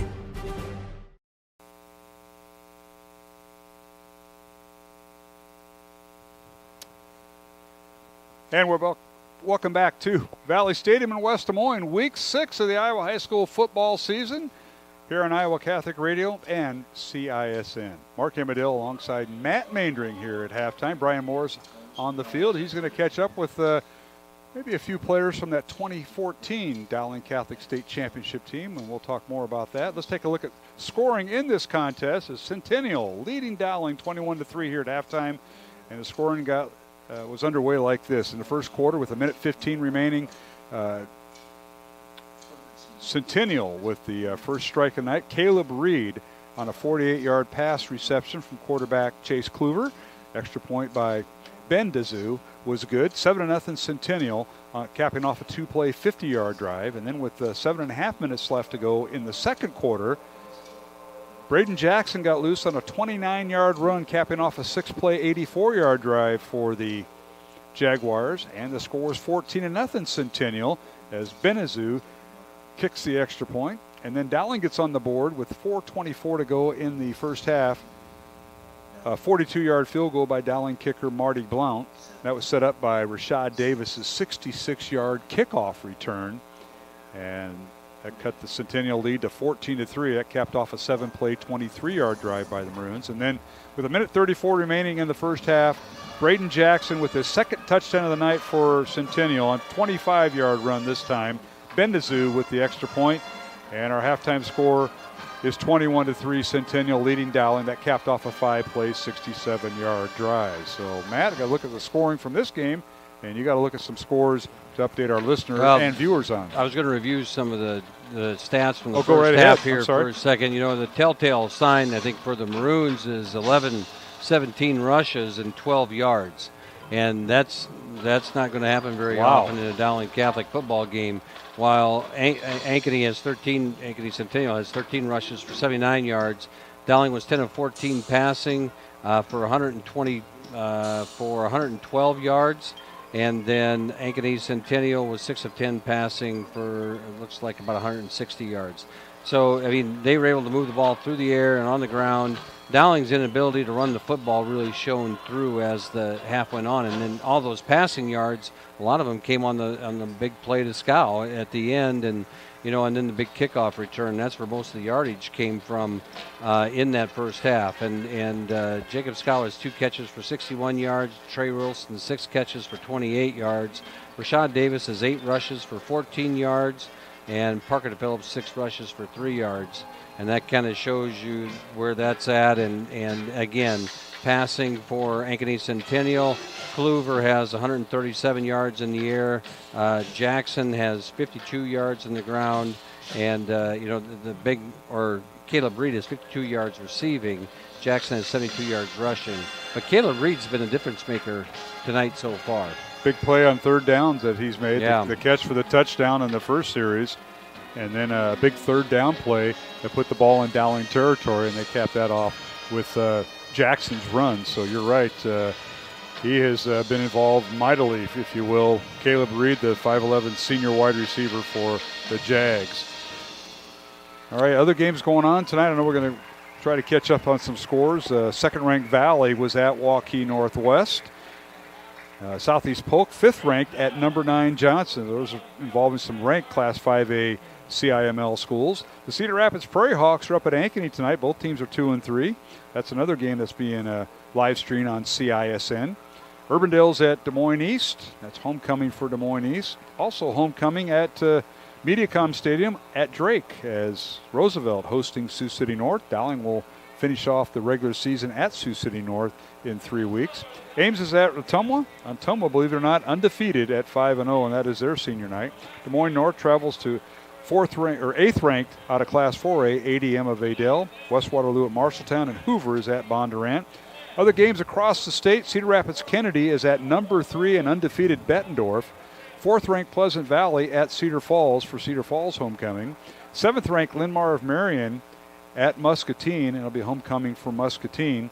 And finally, 8th ranked Iowa City Liberty is at Cedar Rapids, Washington. So those are some of the games in Class 5A. We're going to take a 2-minute break and come back with more here at Valley Stadium. Our halftime score, Centennial 21, Dowling Catholic 3. Matt, you got a few scores you want to pass along? I do have a few scores and kind of a couple surprises here. But anyway, Valley is up on Waukee Northwest only 21-14. They score right before the half to go up 21-14. Johnston is throttling Southeast Polk 27-0 at the half. And so that's a big score there. And then Urbandale is up on Des Moines East in the second quarter, 7-0. Those are the only scores that can track down at this time. Well, you can look at 2 surprising scores. The Southeast Polk, the one here and the one there. Yeah. With Southeast Polk and their game at Johnston. Wow. All right, we'll take a 2-minute break, come back with more halftime. We hope to have some interviews on the field with Brian Morris, some of that 2014 state championship Dowling Catholic football team. He's got a few left. They're going to be introduced here to the folks here at Valley Stadium. So when they're done, we'll catch up with them. We'll take a 2-minute break along the network lines. Halftime score, Ankeny Centennial 21, Dowling 3. Mark Amadale, Matt Mandring, Brian Morris here on the Iowa Catholic Radio Network and CISN. Western lets your UTV power through the storm. The Impact V Plow and Impact Straight Blade.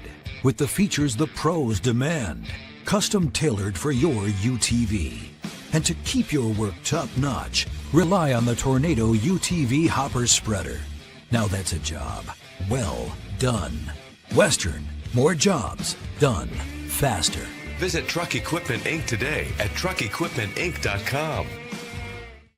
Getting your car serviced or repaired can be a pain. That's why Westside Auto Pros is committed to making it as painless as possible. If you wish, we'll come get your car at your home or office and return it when it's done. Or you can drop your car off here and we'll shuttle you to where you want to go. When we're finished with your car, we'll come pick you up and bring you back. If your car is going to be here for a few days, we offer low to no cost rentals. So give us a call and say, I can't wait to have my car serviced at Westside Auto Pros.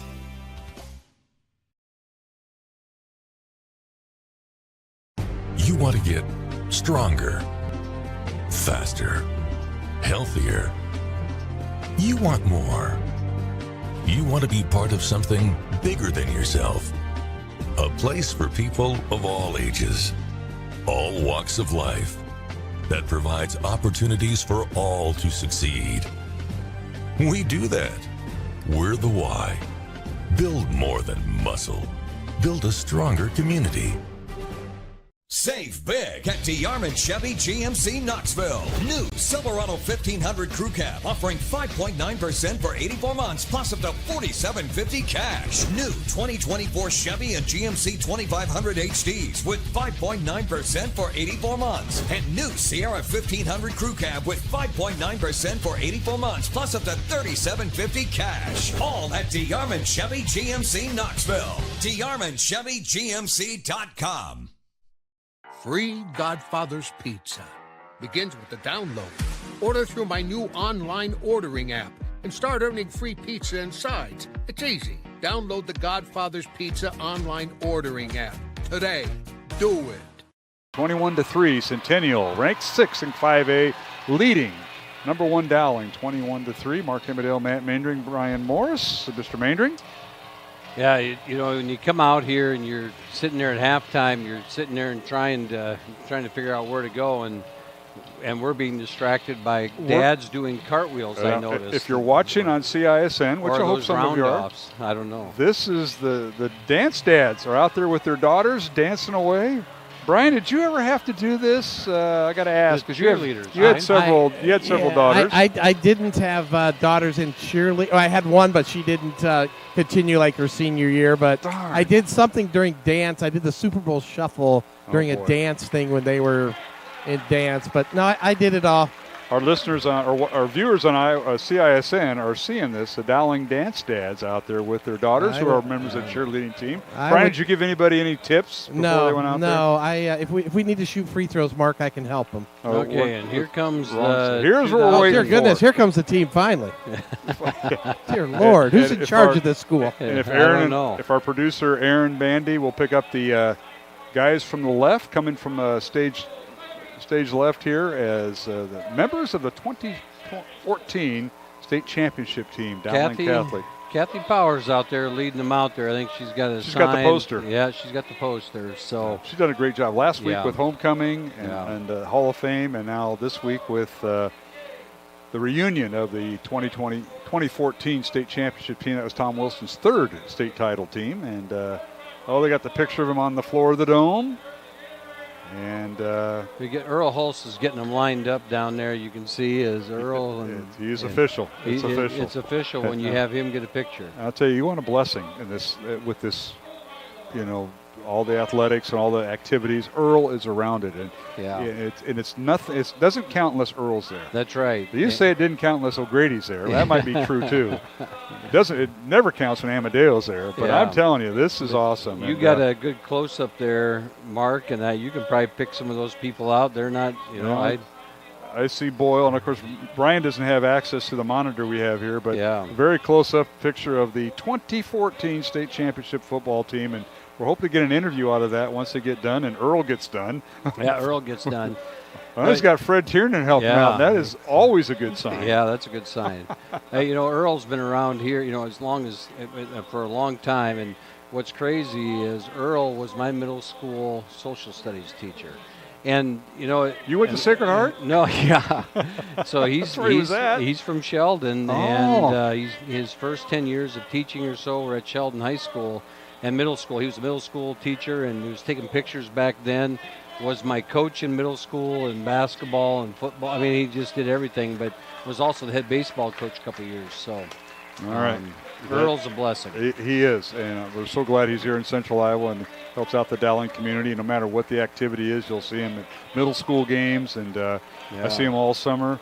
And Brian Morris is going to get in there, so he's jumping right in. He's going to bring in I'm guessing he's got Boyle. So, Brian, are you ready? Let's go down to you with Ryan Boyle, I believe. Yeah, I'm not going to go through all of Ryan's accolades, but again, if you look at the Dowling history of football, this is one of the top players in the state. Again, led the team to a championship his junior year, senior year. You would have done it your sophomore year, too, if you wouldn't have got hurt. But kind of talk about what this team meant to you, especially being a senior, this class of 215 when you won it 214. They're a family, a band of hard, disciplined men that wanted to work and do it every single day together. And what we did was so special, and to see these guys out here and everybody else here, it's great to be back, and a phenomenal memory. And Ryan, of course, went to play at University of Iowa and then at Indiana State. So, Ryan, what are you doing now after seeing some of your teammates are back? What do I think now? What are you doing now? What are some of your teammates doing at 10 years later? 10 years later, just same old us, just figuring out life one day at a time, right? I mean, we're working. It's the balance of family, work, and then whatever we can do to have that same spirit we did when we were still playing. Do it in other things, but everybody's successful, happy, healthy. Jordan Tice has a baby. Mark Reed has a couple babies. We're getting married. It's good. There's a lot going on. Again, 10 years later, I just had my 40-year reunion, and there were a lot more lies being told about our football team. Tell me, what was one of your favorite memories your senior year? Favorite memories? I mean, that's just being with these guys every single day. It's the before, the during, the after. It's the highs, the lows, state championships. How can you argue with that? It's phenomenal. Again, this guy, I saw him as a little kid growing up in the program, started some games or played some games as a freshman at quarterback, which is unheard of. So, again, Ryan, congratulations on all the success you had and continued best in life. Thank you, Mr. Morris. Continue doing this. All right, thank you, man. Appreciate it. Thank you, Brian. Brian Morris with Dowling alum now, Ryan Boyle, the quarterback of those two state title teams back in 2014 and 2013. He was one of the first of 7 in a row, the first 2 of 7 in a row, and they're all back together and they're all having fun. I see Mr.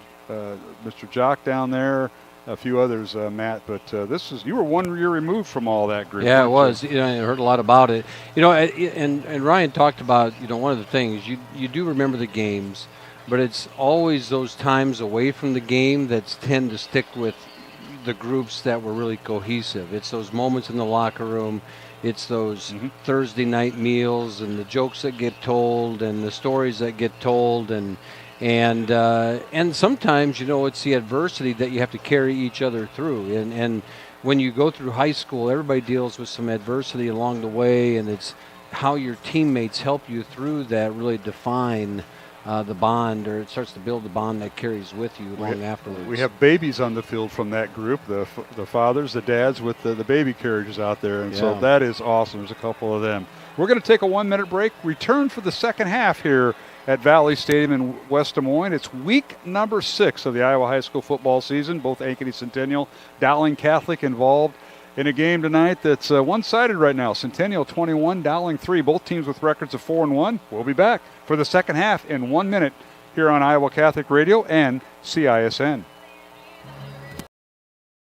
Save big at DeYarman CDJR Ames. Receive 2.9% for 84 months on the new Dodge Hornet RT, Grand Cherokee 4xE, and Jeep Wrangler 4xE. New Ram 1500 4x4s at one low price of $35,990. New Ram HD Crew Cab 4x4 starting at $47,990. That's over $13,000 off. Plus up to $10,000 off MSRP on new 2024 Grand Cherokees at the all-new DeYarman CDJR Ames. DeYarmanAmes.com. The world is going electric, and Metro Heating and Cooling is leading the charge. Just like Tesla revolutionized how we drive, we are transforming how you experience comfort by offering electric air source heat pumps. Experience the unparalleled efficiency, comfort, and savings, and the best part is, it's more affordable than ever. Receive up to $3,000 of a qualifying Trane home comfort system. Join the electric revolution with Metro Heating and Cooling and enjoy a smarter, greener future today. Visit our website or call us now to make the switch.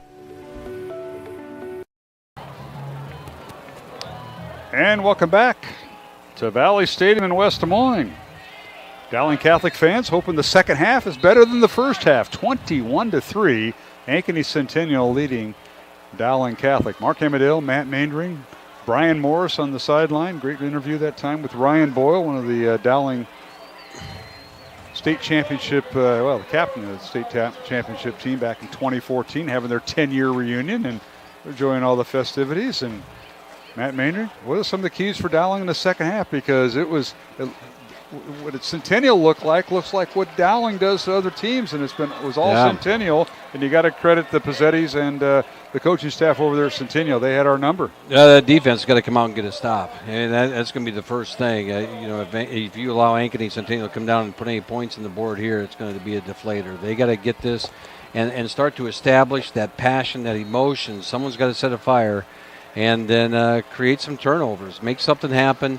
You got a lot of time left, and Dowling can put points on the board in a hurry if they need to. So here we go. All right, Dowling kicking off, and on the return, this is Centennial, and with it is Isaac Brule, and he's finally angling towards the sideline, to the far sideline towards Centennial, and he's finally brought down across the 25, maybe up near the 27-yard line, and that's where the Jags will have it, first and 10, as they go north to south, left to right in front of us.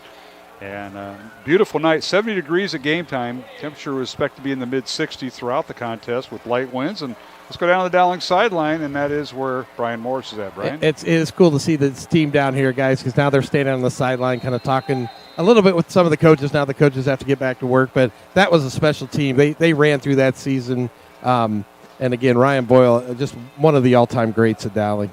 No kidding. And now a handoff on first down. Braden Jackson gets the first carry of the second half for the Jaguars from his own 28-yard line and gets a yard up to the 29. I'll bring up 2nd and 9 for the Jags. And that was Aiden Ducharme on the stop there. And one of the things that we didn't hear very much in the first half was Aiden Ducharme or Dylan Manning. Those two names they contained them the whole first half. 2nd and 9, Centennial. Jags in their road white uniforms with black, silver, white, and maroon in their colors. They do a check with me with 5 on the play clock to get the snap off. We'll send a man in motion, and now the quarterback Kluver will keep it around left end, and he's stacked up and dropped. Will blow the whistle, and no gain on the play.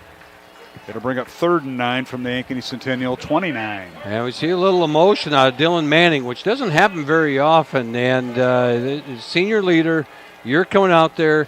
You got to lead the defense, and you're the guy that's been playing for 2 years.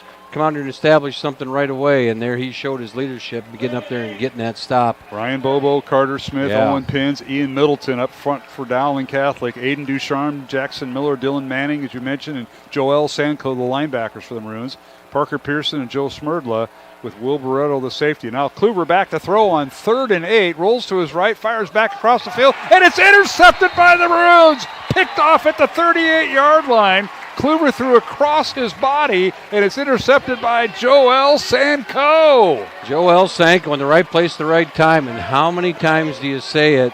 We were talking with Taylor last week, never throw back across the middle. You just don't have the vision on the field, and he rolled out and threw it back across. Sanko's in the right spot, picks it up, and what did we say before we started? We need a turnover, get a stop, get a turnover. Here you go. I mean, this you get some points on the board here, and all of a sudden we got a football game. And that'll change the sideline, Brian Morris. A little bit of emotion over there. It definitely is, guys, because they are coming off the field with a lot of excitement, which, again, they need. They need to bring that excitement. Here's a handoff, and here is Rashad Davis, and he's carrying from the Centennial 38 all the way down inside near the 30-yard line, inside the 35. They're going to call it the 32. He went down, a gain of 6. And that's the first time I've seen this offensive line really blow off the ball and into the Ankeny Centennial defensive line. They got a push of 5 yards there, allowing Rashad to get down the field a little bit. And so you're starting to see a little energy. All right, 2nd and 4 Maroons from the Centennial 32. Dowling going right to left, south to north. Handoff to Rashad Davis. And, boy, he found just a sliver of a hole and picks up the first down inside the 25 down to the Centennial 24-yard line. And now that offensive line with Barrett, Hagan, Smith, Krause, and Miller up front are starting to create some creases, and they're on the offense. They're attacking rather than sitting back and catching that defense. 1st and 10 Maroons. DePhillips back to throw. Wants to throw. Now he's going to run and he's going to slide down to the 20-yard line. He's hit and dropped. No flag coming down. Gain of 4 to bring up 2nd and 6. He went down and took a knee, and as he was popping up, he gets hit, and kid couldn't stop himself, and so they aren't going to – they're talking about it. Now they're having a huddle with the ball there, and they'll 2nd down. So it'll bring up 2nd and 6 Dowling. 9 minutes remaining, third quarter. Centennial leading 21-3 here on Iowa Catholic Radio and CISN as we simulcast our broadcast with their video cast tonight as it's streamed on CISN.tv. And you can find it on YouTube live. All right, pistol formation to Phillips. The handoff goes to Rashad Davis right over center, and he's hit and dropped right at the line of scrimmage for no gain at the 20-yard line. Stop inside by Mitch Grider in there, and the heart of that Centennial defense has been very good up front all night long. And Grider, Bassett, Luce, and Curvey are quite a task in there to move those bodies. But 3rd and 5, Dowling's got to feel pretty good, or 3rd and 6, they got to feel pretty good about where they're at right now and to execute a play here. Well, watch the bottom of your screen. 7 versus 7. Quincy Moore in at number 7 for maybe the first time this season, and he's being defended by Cale Woods. Back to throw to Phillips. He looks right, throws into the end zone towards the pylon. It's caught. Did he stay in? Nope, out of bounds. And the pass ruled incomplete, even though the Dowling receiver over there stayed in bounds. That was Jake Scow. He just let him out of bounds just a hair as he's trying to tap dance along that sideline and to keep it in bounds. A nice throw, but just let him out of bounds just a hair. And so Dowling's, they know what's at stake here with this drive, and they're going for it here on 4th and 6. 4th and 6 from the Centennial 20. 8 minutes remaining, third quarter. And Centennial leading 21-3. Back to throw to Phillips. Looks left. The ball is tipped at the line of scrimmage. Incomplete. Centennial got a hand on it, and that was Malachi Curvey slapping it down. Incomplete, and the Jags will take over on downs. So what momentum Dowling had after that interception by Sanko was thwarted there on 4th down. Yeah, and the missed opportunity there for the Maroons as they were able to get some yardage after the interception. But again, they haven't been able to string 2 or 3 first downs together all night long, and so the Centennial defense has been tough to break as the nights wore on here. Tonight's game on Iowa Catholic Radio brought to you in part by Ashworth Vision Clinic, Blessman International. Our thanks to Bozen the Florist and Construction Professionals. Mark Amadale alongside Matt Maindring.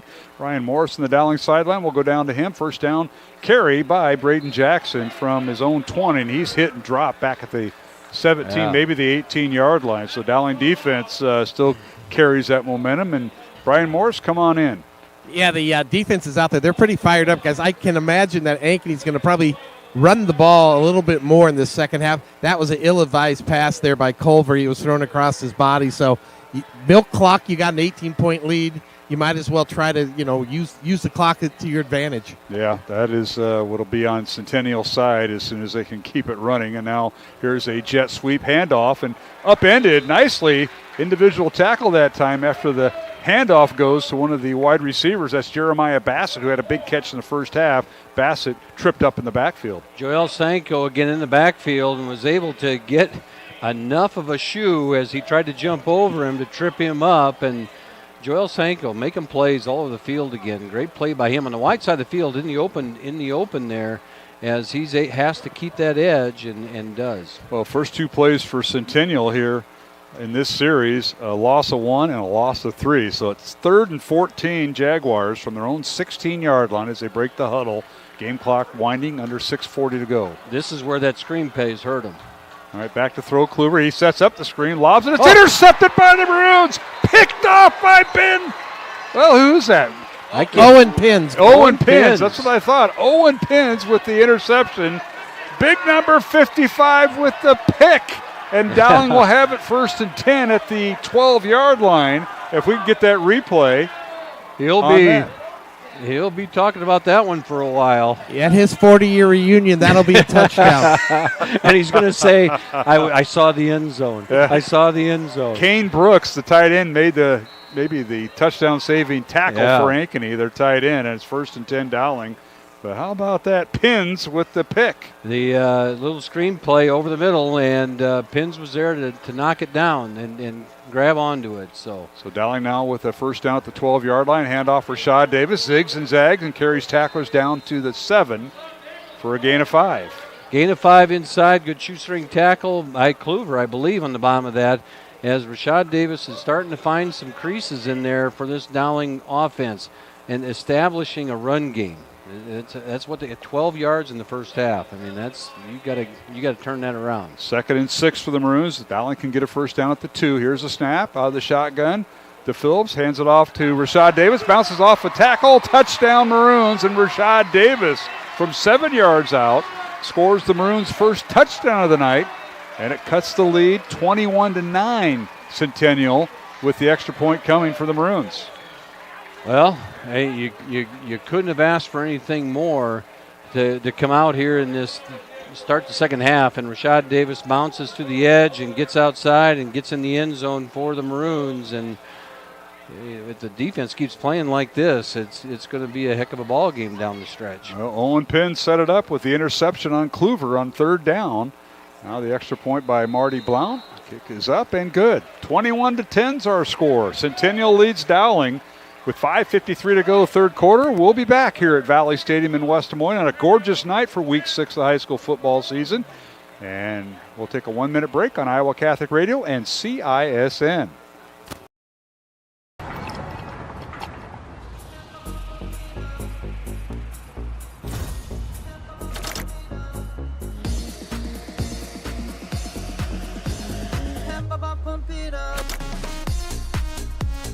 A fuel choice that even rivals can agree on? Now that's worth the hype. Cheaper, cleaner, and homegrown. Pump it up with unleaded 88.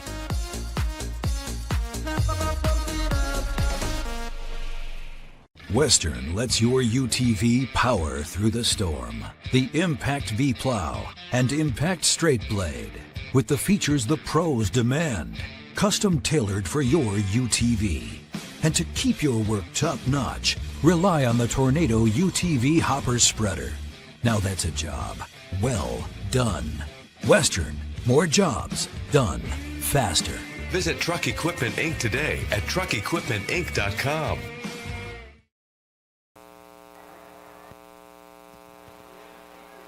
All right, here's the kickoff by Marty Blount, fielded by Centennial, and running with the football on the return is Isaac Brule, and he's finally swarmed under right around the 35-yard line. That's where the Jags will have it 1st and 10, but Dowling on that last scoring drive, 2 plays, 12 yards, capped off by Rashad Davis's 7-yard run for Dowling's first touchdown. That was all set up by defensive tackle Owen Pins for the Maroons on the interception on a 3rd down play from quarterback Kluver.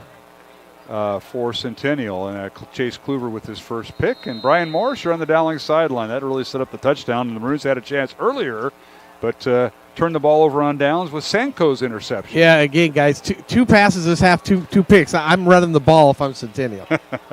Jags the first down at their own 31. Little end around, they give it to Jeremiah Bassett. He tries to run through. Well, he didn't get outside. He was supposed to, I think that was supposed to be a sweep, and he cut it up right where the left tackle was, Matt, and was brought down. I believe that Ryan Bobo held the edge on the backside, and you always tell your defensive end on the top side of that thing, when the motion goes away from you and the play goes away, stay home, stay home. You want to hold for a 2 count, and he did, because then the reverse came back to him, and he pushed it up inside, and Maroons get to stop as the linebackers rallied to it. Gain of 1 for Jeremiah Bassett. I'll bring up 2nd and 9 for the Jaguars. 5:10 to go, 3rd quarter. 21-10's our score. Centennial leading Dowling here at Valley Stadium. Back to throw. Kluver has time. He's got one-on-one coverage. He fires a man wide open, and that's Sam Heather, who we talked about in the pregame. His first catch all the way down to the Dowling 23.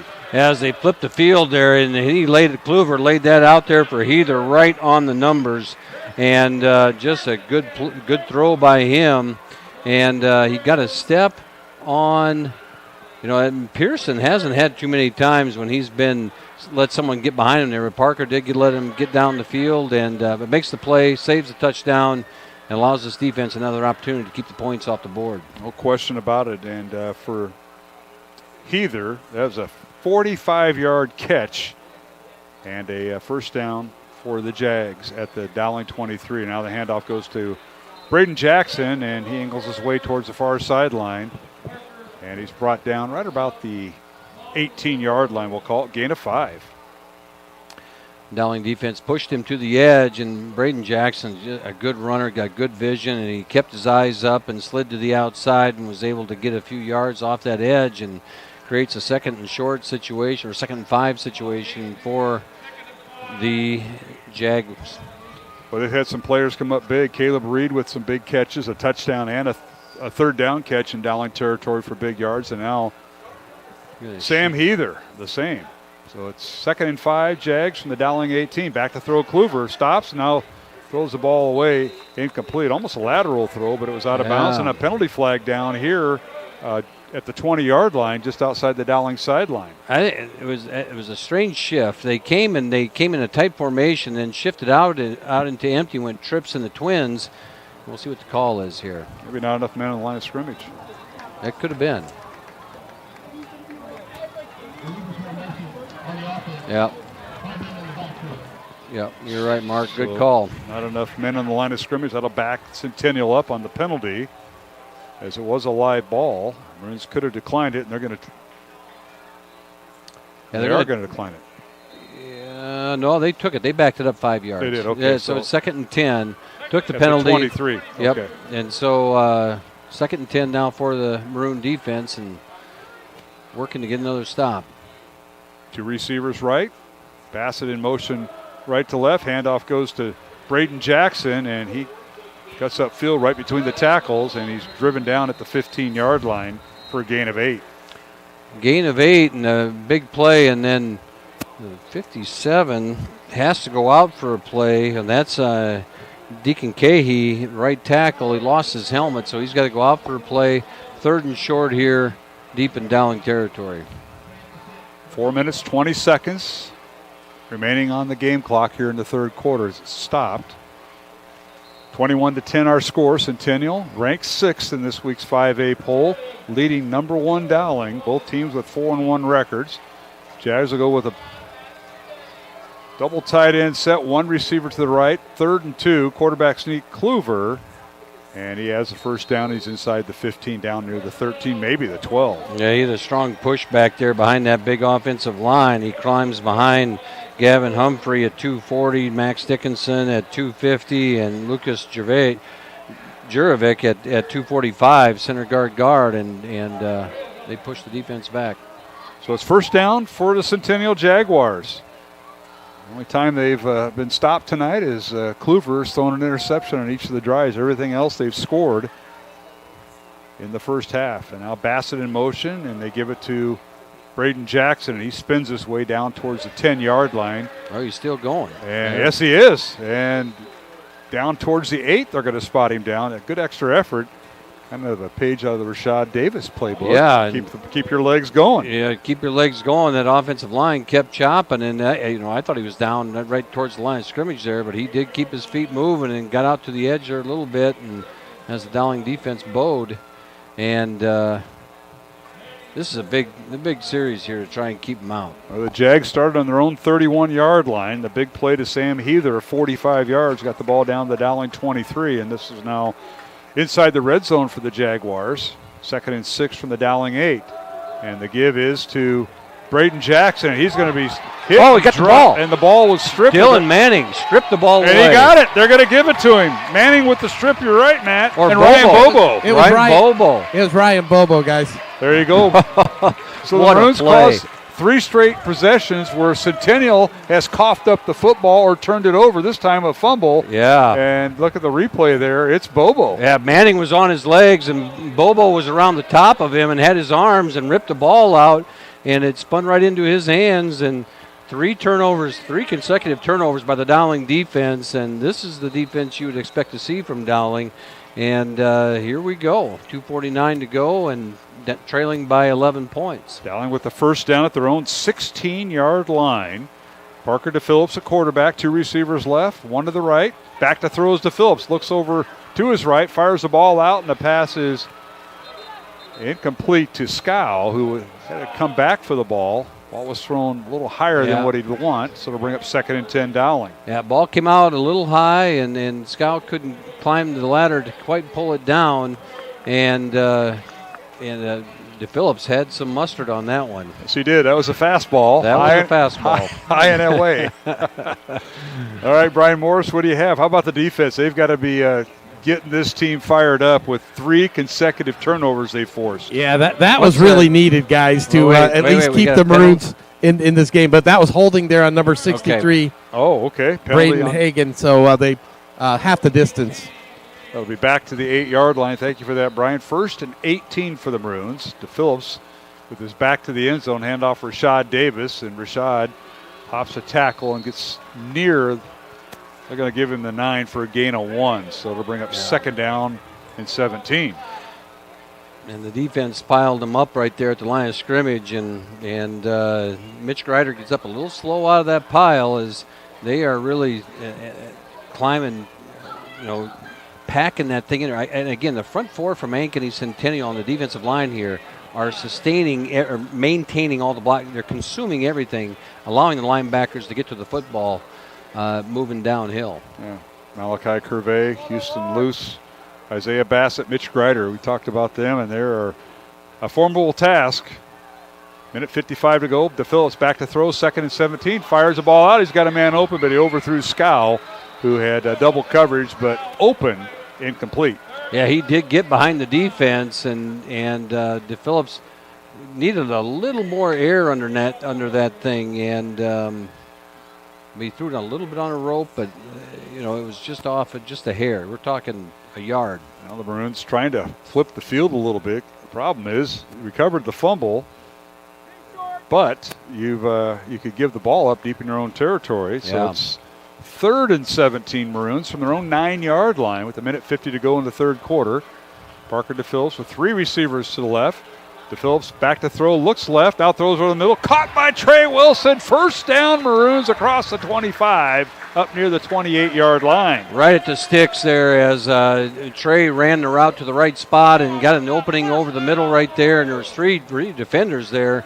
And DePhillips put it on the line right in between Trey's numbers, catches it, takes the hit, 1st down. 19-yard reception, as you mentioned, Matt. 1st down, Dowling. Minute 30 left to go in the 3rd quarter. They're going to stop play here. Isaiah Bassett struggled off the field there as he got to the sideline. So Bassett, their punter and outstanding defensive tackle. That's a front 4 that Maroons have had trouble with tonight, but Bassett goes out. And now they'll regroup as it allows Dowling to shift personnel here too a little bit. So Parker DePhillips at quarterback. He has Rashad Davis in the backfield, 2 receivers to the left, tight end on the right. That's Middleton on the right. Back to throw to DePhillips, fires it out. It is caught, and that is Sam Drexler with the catch, and he's finally out of bounds. And they're going to give him the 1st down right at the 38-yard line. He only needed 10. He got 10. He got 10, and it's first time. Okay, they moved the sticks. Okay, that they marked that ball a little shorter than where the 1st down was. But with the officials having microphones, they can all tell you, yep, that's a 1st down. But then you reset the ball, it's like, it's a measurement. But that's not what's going to happen here. It's a 1st down. With the 1st down, Jack Barrett split out wide right, top of your screen as Dowling goes right to left. You're watching on CISN. And here's a snap, handoff to Rashad Davis. He's hit and dropped right at the point of attack. Addis Hambasic makes the stop for Centennial, the linebacker. Yeah, great play by him as he busted through the line there and was able to get penetration in the backfield. Rashad Davis didn't have a chance to get any momentum going there as the Jags defense blitzed and got it home. Loss of 2, they'll call it, back to the 36-yard line. Final 45 seconds of the 3rd quarter. Maroons will send 2 receivers, actually 3 receivers to the right. And the lone setback is Davis. 1 tight end on the right side. Back to throws to Phillips on 2nd and 12. Fires the ball out. Pass is caught. Shy of the 1st down, but up to the 45-yard line for the Maroons. A gain of 9. Good play there and a good job by Rashad Davis picking up the block there and allowing DePhillips just enough time to get rid of that football. And, you talk about running back and the things that they have to do, but right there it was picking up that block and allowing DePhillips to get rid of the football. Drexler with the reception for 9 yards for the Maroons. So it's a 3rd and 3. 3 seconds remaining. Back to throw, fires it out. Caught Drexler again. 1st down at the Centennial 43-yard line, and that'll end the 3rd quarter as Dowling will have a 1st down at the Centennial 43 as the 3rd quarter has come to an end on this Week 6 Friday night. Our score at the end of 3 quarters of play from Valley Stadium in West Des Moines. Ankeny Centennial 21, Dowling 10.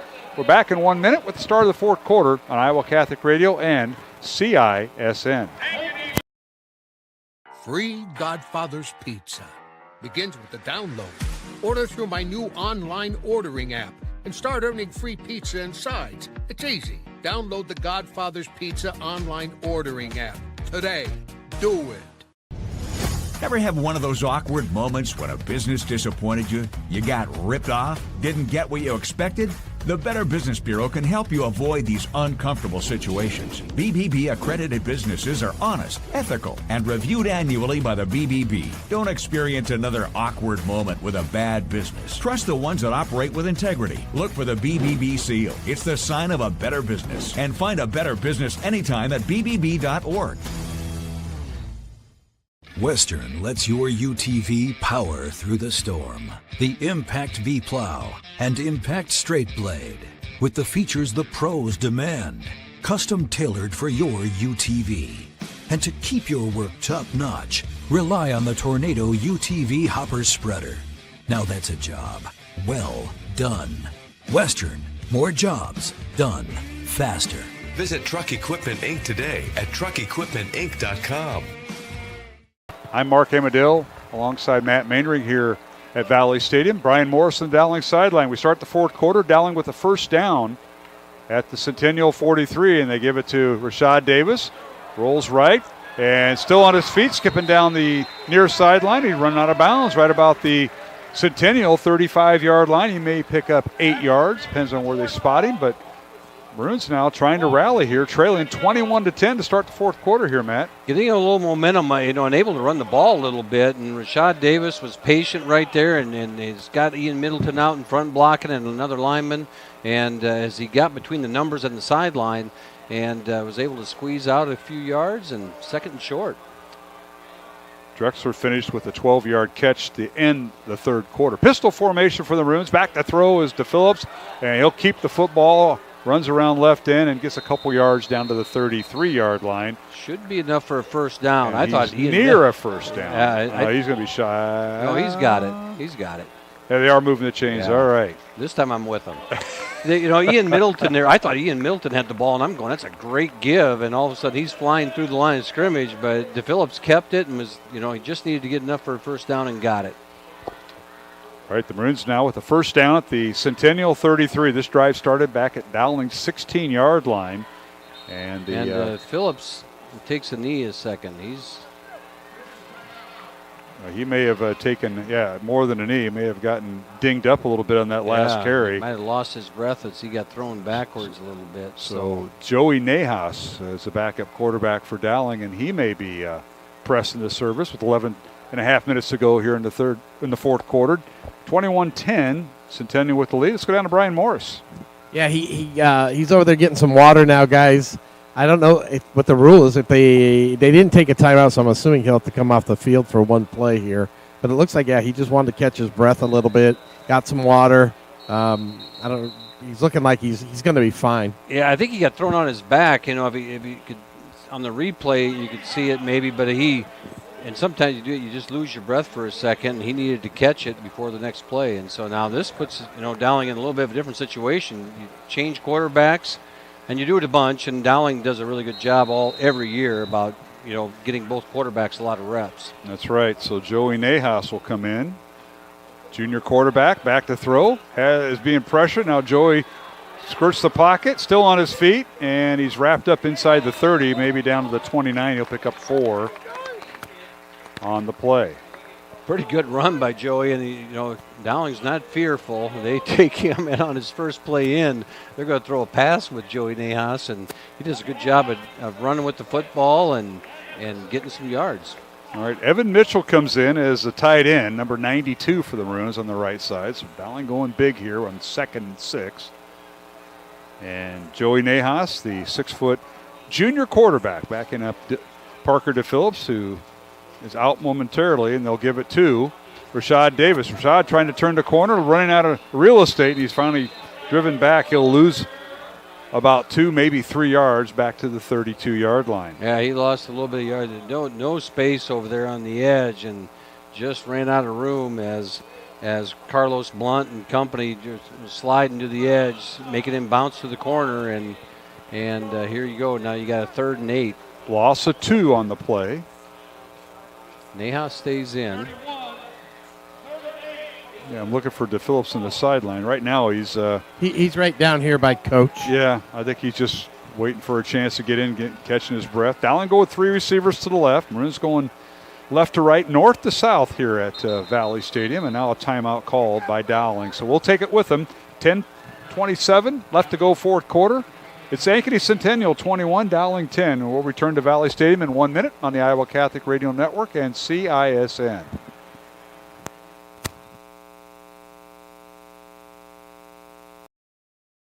Save big at DeYarman CDJR Ames. Receive 2.9% for 84 months on the new Dodge Hornet RT, Grand Cherokee 4xE, and Jeep Wrangler 4xE. New Ram 1500 4x4s at one low price of $35,990. New Ram HD Crew Cab 4x4 starting at $47,990. That's over $13,000 off. Plus up to $10,000 off MSRP on new 2024 Grand Cherokees at the all-new DeYarman CDJR Ames. DeYarmanAmes.com.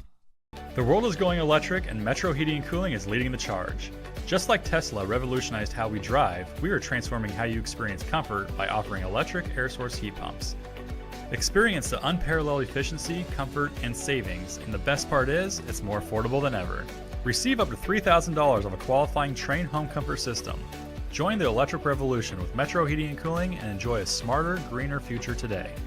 Visit our website or call us now to make the switch. Valley Stadium out of the Dowling timeout. Joey Nahas remains at quarterback, the junior. He has 3 receivers left, fires the ball left, pass is caught. That's Drexler with the catch, shy of the first down at the 25-yard line. He gets spun forward just short. He's going to be and they mark it backwards even a little bit farther where his knee went down. So he's a full 2 yards short of the first down as Dowling comes in, brings heavy in. We got Wyatt Jones in the backfield. We got Ian Middleton in the backfield. They're heavy here. Drexler with the 6-yard catch, and it's a full house backfield. Handoff goes to Ian Middleton. He dives forward, and he's near the first down, right at the sticks, and he may be close. The lines are straight. He got a first down. They're going to mark it and potentially measure it. Centennial, you're not seeing a whole lot out of their defense. They think it's a first down, and we're waiting here, folks. Are we actually going to have a measurement? Yes, they are. Oh, my goodness. Here you go, Matt. I don't think they even know how to do it anymore. A measurement on field turf, Brian Morris, as we go down to you. Yeah, guys, the side judge on our end ran in, and apparently he got overruled by the other side where the side judge is closer to the ball. Where the ball is marked right now, he looks short. Yeah, he does look short because when the side judge was running in. I don't think they know how to do this anymore. And again, really. But again, you look at that, one team usually has momentum saying, we held him or we made it, and nobody said a word.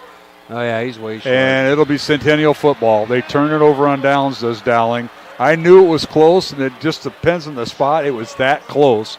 And the Jags come up with a defensive play here, Brian Morris. They did, guys. I didn't love the spot, to be honest. I thought he was spun forward a little bit farther. Yeah, I did too. The side judge on our side of the field definitely, I thought, had him as a first down, but he must have been overruled when the side judge from.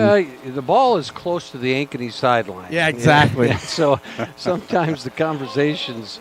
The coercion, the official's going to put it where he put his knee down and where the ball was when his knee went down. And so that's the spot you get.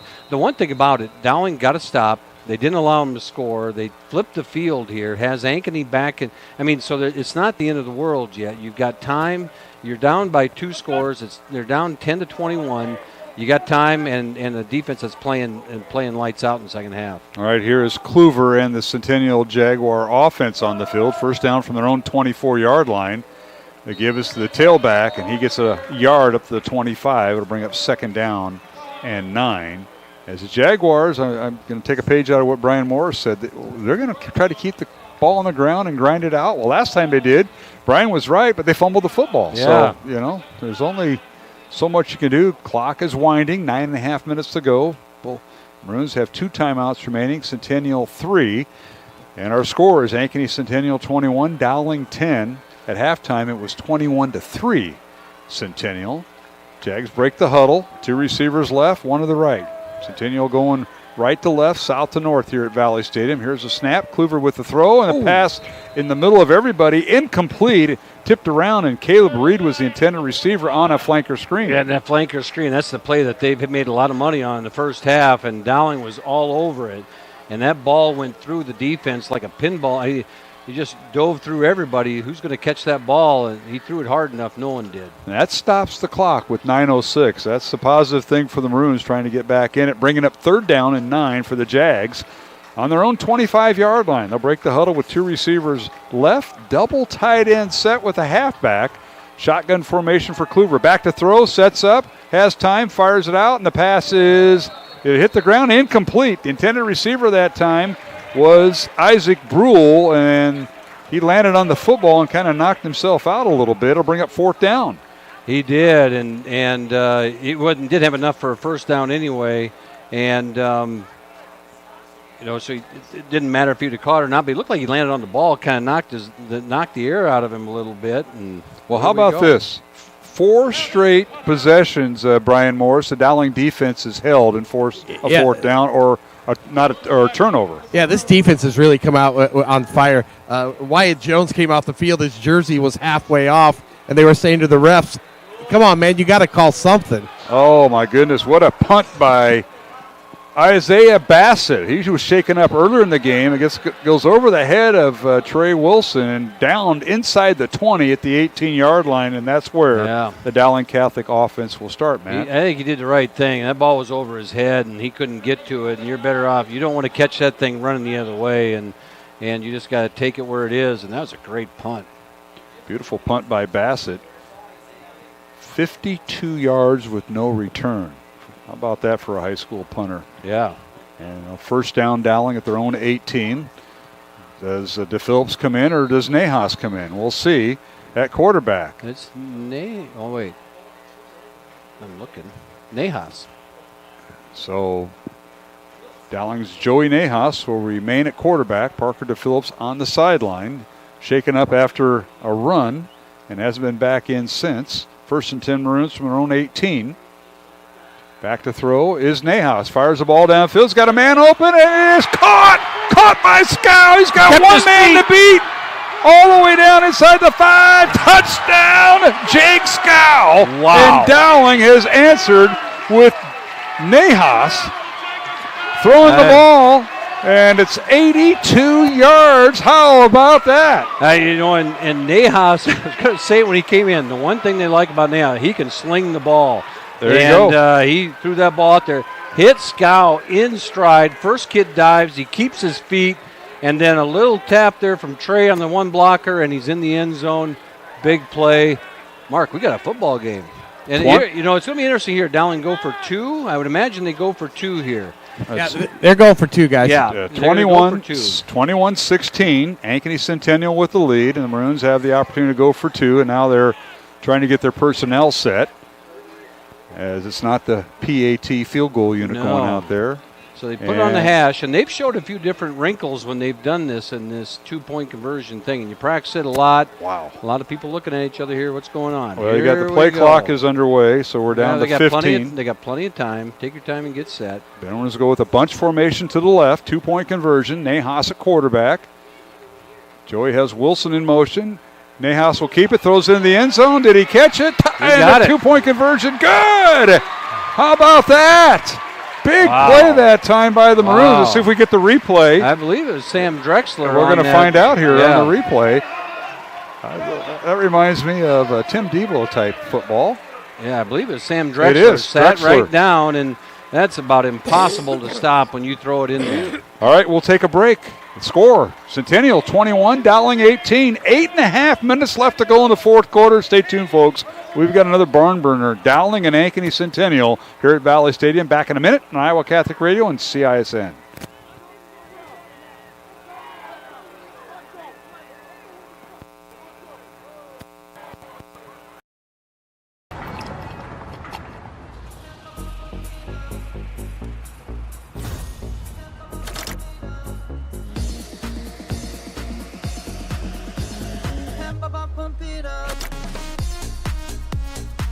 fuel choice that even rivals can agree on? Now that's worth the hype. Cheaper, cleaner, and homegrown. Pump it up with unleaded 88.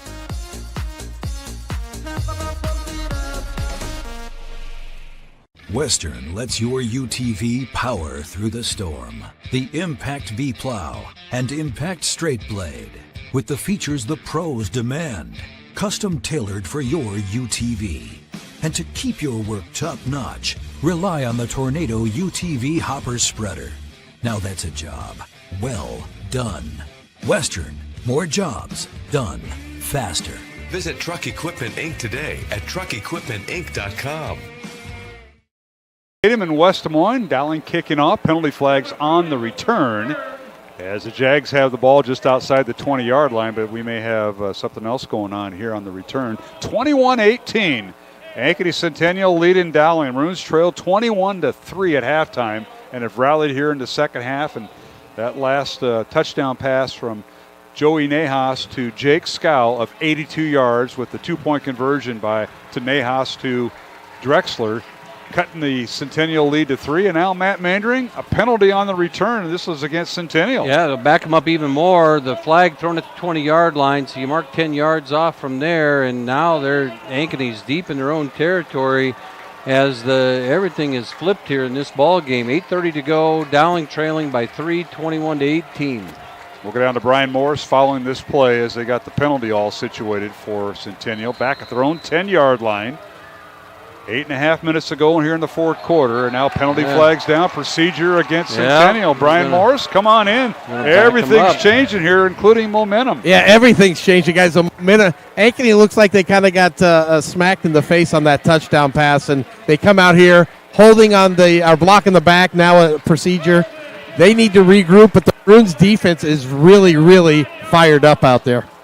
All right, that'll back them up to the 5-yard line. And your hope is here that you got to keep your emotions in check and make sure that you stay within yourself and don't overreact. Keep everything in front of you defensively and keep attacking. All right, the front four for the Maroons: Ryan Bobo, Carter Smith, Owen Pins, Ian Middleton. Done a good job. Let's see if they can hold on here. And on first down, the handoff goes to the tailback, and that's Braden Jackson. He's back to the line of scrimmage, and that's it. So it'll bring up second down and 15. Is this defense the same defense that played the first half? I haven't seen many personnel changes, but they are playing lights out. Dylan Manning right now is just playing out of his mind. He is just all over the field making tackles. Brian Morris, there might be a legend coming on here. What happened at halftime? Yeah, I don't know, guys. I've seen this a couple times now this year where they come out and play a lot more intensity in that second half. So I'll give you a hint. Mike Fontana is all over this. I'll just say that. He's an Ankeny Centennial former coach. Back to throw in the end zone. It's Kluver. He's going to be hit. Now he avoids the tackle, running to his left near side. He's going to run out of bounds at the 10-yard line. He'll gain 5. It'll bring up 3rd and 10 for the Jags. Yeah. But we saw a safety last week. Yep. And by Pagano, and a near safety there. That was Kluver. A near safety. And I don't know if it was Wyatt Jones coming off this edge right here. He beats him. Yeah, Wyatt Jones just swung and missed, and he was trying to knock the ball out. And good pursuit by Aiden Descharme, chases him out of bounds and limits the play to just 5 yards. So that'll bring up 3rd and 10, Centennial. Line of scrimmage is their own 10-yard line. Kluver picks up 5 yards on the scramble. He has 2 receivers left, 1 halfback on, two receivers right, 1 halfback on the left. Kluver back to throw. He's tripped up, and now he's hit as he throws, incomplete. Intended receiver that time was Jeremiah Bassett for Ankeny Centennial, and it'll bring up 4th down, and the Dowling fans are going crazy. I got to say, Dylan Manning. Dylan Manning hit Kluver just as he was getting rid of the football. He got flushed early in the play by that front, and then Dylan comes up, hits him as he's releasing it, throws a little wobbler out into the flat. 4th down. Now here's an important part of this game right now. Yeah. Centennial forced the punt. Isaiah Bassett's done a tremendous job. Yeah. He had a 52-yard punt last time. Dowling has twin safeties, Barrett and Trey Wilson here, Matt. Yeah. Here's a snap and a short, and it's a knuckleball. And it's fielded by Dowling, and Jack Barrett has it at the 45. Yeah, he covered it up. Wow. That was close. But that was a knuckleball that he kicked. And it'll be Dowling football at the Centennial 45-yard line. And I can't tell you how hard it is to catch that knuckleball. He goes from a 52-yard punt to a 34-yard punt with no return, thanks to our eye in the sky, Mike Mahon. And it'll be Dowling football. And Brian Morris, is it what's it feeling like down that sideline, buddy? You know, the Dowling's sideline is pumped up. Again, before the game even started, guys, I was watching that Bassett kick. Somebody needs to get him doing a Matthew Hawk, because this kid can punt the ball. First down, Dowling from the Centennial 45. They give it to the Rashad tailback, Davis. and that's Rashad pushing the pile near a first down, and it will be at the 33-yard line, or abouts, 34, gain of 11. And Nahas back in there at quarterback as this offense is starting to, the momentum up front from that line is showing. 11-yard gain for Rashad Davis, and Joey Nahas back to throw, fires it out, and he overthrew his man, Trey Wilson, incomplete. And I'll tell you, Joey's got a good arm. Yeah. And he showed it off there. He did. And a rocket ball a little bit high, but the thing that makes you nervous as a coach, when that ball gets tipped out there, especially if it gets tipped up, it just sets it up for a defender to come and pick it off. And tonight's game on Iowa Catholic Radio brought to you in part by Bozen the Florist, Construction Professionals, and the Catholic Tuition Organization. 2nd and 10, Dowling from the Centennial 34. 7 minutes, 5 seconds remaining in the fourth quarter. Handoff Rashad Davis. Rashad does a dance move and now reverses field. He's inside the 25, still on his feet at the 20, and he grinds it all the way down to the 21-yard line of Centennial, and a Dowling first down. I want to see that replay. Was that designed to go off tackle, Matt? That was going to the right side, and I'm telling you, that was all Rashad Davis. That's all heart right there, and what a great run by that young man. And the Maroons are going up tempo here. Here's a snap. Handoff, Rashad Davis, right side, spins out of a tackle and finally dropped down at the 16-yard line. He'll gain 5. Matt. It's just like at a basketball game. You want to get it to the hot hand, and right now, Rashad's got some momentum going. Might be a little gassed right here. Yeah, that's where he's going to come out. Cohen Shelton will come in. Shelton come in the game, and keep in mind he had a 66-yard kickoff return. Yeah. Not for a touchdown, but it set up a field goal. He's got to get a little air right here because he expended a lot of energy on that first down. So 2nd and 5. I mean, this is Cohen Shelton in for the Maroons. Davis on runs of 11, 13, and 5 during this series. Back to throw is Nahas. Fires it out. Pass is caught. And angling downfield is the tight end for the Maroons, Jacob Peterson. He's shy of the first down, I believe. Yeah, just a yard or two short. And here comes Jackson Miller into the ball game, I believe. Yes, an extra tight end. Pull out Drexler and Cohen. And I think we're going with that full house backfield with Middleton and company back there. Is it Wyatt Jones again? No, this time it's Miller and Schmalbach. All right, so full house backfield with the quarterback, Nahas, the diamond in the middle. Handoff Ian Middleton, and he's hit after maybe a yard. He picked up the first down, I believe. Well, let's see. Time, depends on the spot. spot. He's short. Now, this time I think he is short. Now, we'll see what happens. He'll bring up 4th down if he is. It was 3rd and 1. Game clock still running. And it'll bring up 4th down. Yeah, the official signal 4th down at the 12-yard line. No gain officially. They get about a half a yard short here, and wouldn't be surprised. Play clock runs down. They're gonna. Yeah, I was thinking maybe timeout, but they're gonna go with the same personnel. Yep. So we're gonna see an extra fullback in there. As Quinn Schmalbach in there. Diamond formation in the backfield with the quarterback. 4 seconds on the play clock, and Dowling's going to have to burn a timeout. Yeah, I sense that. We'll take it ourselves. 4:49 to go, fourth quarter, 21-18. Centennial leads Dowling. Back in 1 minute on Iowa Catholic Radio and CISN.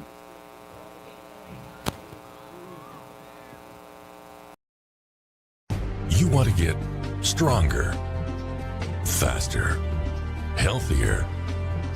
You want more. You want to be part of something bigger than yourself. A place for people of all ages, all walks of life, that provides opportunities for all to succeed. We do that. We're the why.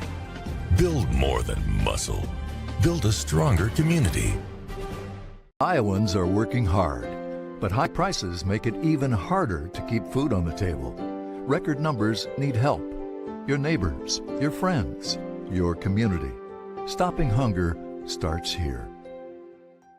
Over 1,300 vehicles on WaukeeChevy.com. Schottenkirk Chevy Waukee. If we don't have it, you can build it. Newly expanded service department means we're hiring. See the openings on WaukeeChevy.com. Schottenkirk Chevy Waukee.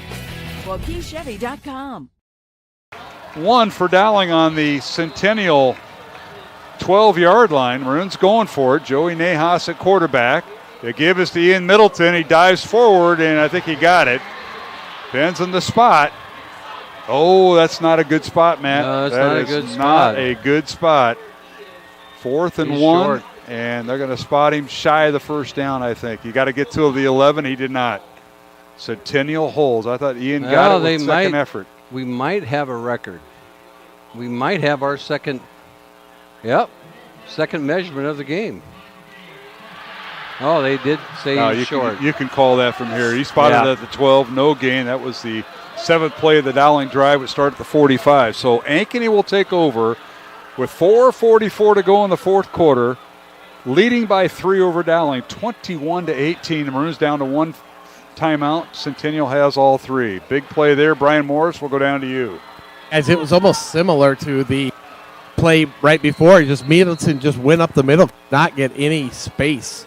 And Ankeny just wrapped him up. Their linebackers just popped the gap, and that was it. We saw Ian lunge, Matt, and I thought maybe with the lunge he got it. But, I think so. But the spot by both officials, the linesman said, no way, no gain. So Dowling will turn over and rely on their defense here. Here's Kluver for the Centennial Jags. Handoff goes to the tailback. And that is Braden Jackson, and he scampers out of a cluster and finally tackled by Will Barretto in the secondary and gains about 8 yards across the 20 up to the 21, gain of 9. Big run there by Jackson. I think that's their biggest play. They had the one long pass play, didn't they, in this half? Otherwise, they haven't had very much, especially on the ground, and that was the biggest run for Jackson this half. Couple scores quick for you. It is a final. Johnston beat Southeast Polk 34-0. Ankeny up on Cedar Rapids Prairie 35-9, and Valley up on Waukee Northwest 31-14. All right, here is the Jags on a quarterback sneak, but I think he's short. He might be about a half yard shy. They're going to mark it between the 21 and 22 yard line. They got to be on the 22 for the first down. Yep. Actually, it's probably okay. Actually, Kluver with the carry. Yeah, I think in that regard, I'd say that's an okay first down. One thing about Dowling only has 1 timeout left, so there's not a lot of time here for the Maroons to work with as the clock winds down. All right, Jags for the first down at their own 22-yard line. Ankeny Centennial leads Dowling 21-18, 3:30 left to go here in the fourth quarter. Maroons trailed at halftime 21-3, and now handoff goes up the middle and hit and drop, maybe a yard up the. Nope, no gain on the play. They'll say by the ball carrier for the Jags. Yeah, Wyatt Jones, the Charm come off the pile there, and you can bet everyone's clawing at that football as Jackson covers it up and runs inside, and the Dowling defense trying to create one more turnover here in the second half. 2nd and 10 coming up for the Jags. They're going to take every second off the play clock, the 25-second play clock. And they'll just let it run, and they're going to run. They'll send out one receiver to the right, and that's Caleb Reed, who's already caught a touchdown tonight. 2 receivers to the right this time. Kluver out of the shotgun. And the give is to Jackson. Little sweep to the right side, and he's tripped up as he crossed the 23-yard line, gain of 1. Joel Sanko out there to cut him down, and then Ducharme and Manning flying over the top to make sure he went down as the Dowling defense rallied to the Ankeny Centennial sideline as they ran to the wide side of the field in between the hash and the numbers. And Jackson, no gain. And you can bet he's trying to stay in bounds at the same time. All right. Tonight's game on Iowa Catholic Radio brought to you in part by Fast Signs in Clive, Mercy One. Our thanks to Skeffington's Formal Wear for their support and the Catholic Tuition Organization. Alongside Matt Maindring, I'm Mark Amadale. Brian Morris on the sideline. Under 2 minutes to play here in the fourth quarter. It's 3rd and 9, and Centennial's going to take a timeout. We're going to keep it here and recognize our crew here for CISN. Our thanks to Aaron Bandy, our producer, Reese Webb, and Caleb Neese, our videographers. handling the camera. Mark Amadale, Matt Maindring, Brian Morse, with Vinny Cataldo back at the Iowa Catholic Radio Studios. Hey, let's go down the Dowling sideline. Brian Morse has been there all night. It's getting a little chilly up here, Brian, just letting you know. But how's it on the field? You know, guys, it's such a fun second half. The Maroons have missed out on those 2 fourth downs, which causes the defense to have to go back. The defense has played so well this second half. Again, we got one more chance, 1:58 to make a stop here. I'm assuming the coach may take the timeout if we can stop them here and then get the offense on the field with probably about a minute 40 left to see what they can do. All right, we'll find out. 3rd and 9 for the Jaguars. Line of scrimmage is their own 23-yard line. Minute 58 to play here in the fourth quarter. Now Kluver under center, and the ball is loose, and now I think picked up, and they're going to be down. It'll be Dowling football got it. at the 29-yard line. We'll get a replay on that one, Matt. Unbelievable. They run the old Ankeny running play where they fake to the fullback and run the option to the right. And what happened here? Look at this. He comes and he ball fakes it there, and then the ball gets knocked out and gets kicked ahead. And I believe, and there's a fight for the football there, Braden, and it comes out. Jackson Miller, number 33, comes out with the football, rips it away from Braden Jackson, and the Dowling offense is in. You know, here you go. You got the ball at the 29-yard line, 21-18, 1:52 to go. And one timeout remaining for the Maroons. Dowling takes over on the 29 of Ankeny with a minute 52 to go. Nahas in at quarterback, remains in there, and the handoff goes to Rashad Davis, and he may have gotten a yard down to the 28-yard line. What a tale of two halves. Brian Morris, the Maroons knocking the door again. It's crazy, guys. The defense right now is coming up huge this second half. But is it 4 turnovers we've gotten this half? Yep. Unbelievable. 2 fumbles and 2 interceptions, Matt. Just unbelievable. And the thing is, you got the great punter, you know, on that play, and if they don't get the turnover, they're going 70 yards. Oh, that's right. No question about it. So game clock continues to run. Dowling down to 1 timeout. 2nd and 9 Maroons. Nahas back to throw, looks to the end zone, now rolls to his right, still on his feet, and he's still running, and he finally will get out of bounds right about the 22-yard line. And he's hurt a little bit as he gets up. He ran out of bounds, gets 8 yards, runs out of bounds, stops the clock. So now you got a 3rd and 2 with the clock stopped with 1:06 to go. They're going to give him a gain of 7 to the 21. Yeah. And it'll be 3rd and 2. You're right, Matt. 3 receivers left for the Maroons. 1 tight end, and that's Peterson on the right. Nahas will do a check with me with head coach Tom Wilson. Rashad Davis in the backfield. 3rd and 2, Dowling on the right hash. Dowling going left to right. Handoff Rashad Davis. Tries to find a sliver, and they're going to give him he's got the first down. Yardage for the first down by about a foot. Yeah, they stopped the clock. So you got a minute left exactly. Ball at the 19-yard line, first down. And Rashad Davis squirted through there. You know, not much of a hole. Well, guess what's happening? Down. They just brought in Evan Mitchell, number 92, at tight end as an extra lineman. 2 receivers left for Nahas. And you got Ian Middleton in there. You're big right now. 2-yard gain for Davis on that. Here's a snap on first down. Handoff Rashad Davis up the middle, and he grinds his way down to the 17 to pick up a 2. With 43 seconds remaining, game clock running. Game clock running, no timeout yet, and they run him back out, and they're kind of taking their time right here. Dowling has 1 timeout remaining, Centennial 2. 30 seconds to go. The clock's ticking. And I think coach is going to keep it in his back pocket for the field goal if he needs to. That's true. All right. Drexler split out wide left. And Scowl to the right. Back to throw is Joey Nahas. Scrambles in the backfield, rolls to his right, dumps it out of bounds, incomplete. That'll stop the clock with 14 seconds, bringing up 3rd down and 8 for Dowling at the Centennial 17 with 14 seconds left. You're right, Mark. I was forgetting about the field goal here. You know, the 2-point conversion, I was thinking win this doggone thing, you know, and I forgot about the field goal.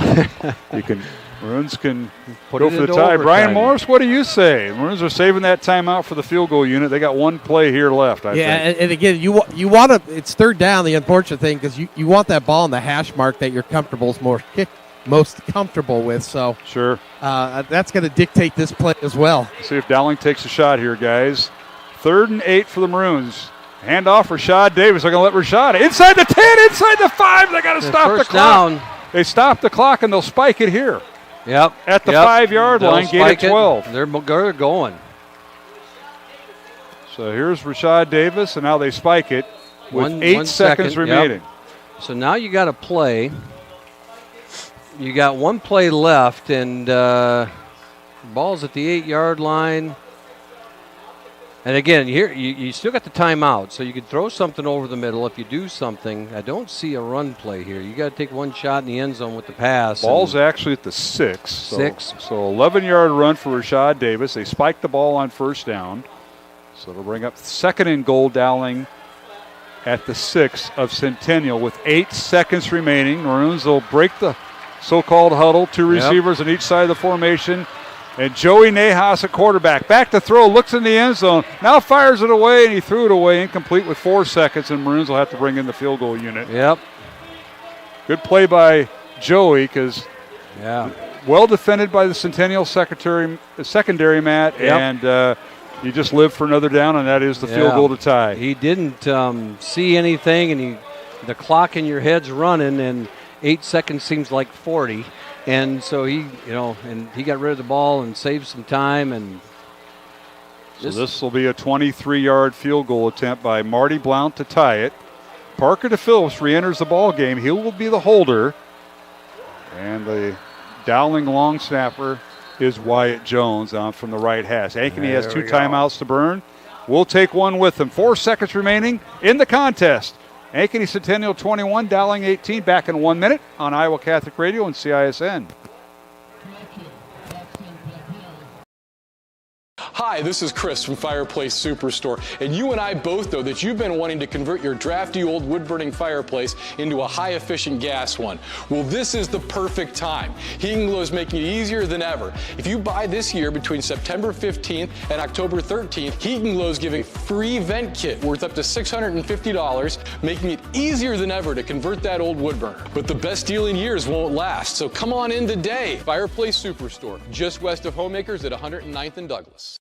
Getting your car serviced or repaired can be a pain. That's why Westside Auto Pros is committed to making it as painless as possible. If you wish, we'll come get your car at your home or office and return it when it's done. Or you can drop your car off here and we'll shuttle you to where you want to go. When we're finished with your car, we'll come pick you up and bring you back. If your car is going to be here for a few days, we offer low to no cost rentals. So give us a call and say, I can't wait to have my car serviced at Westside.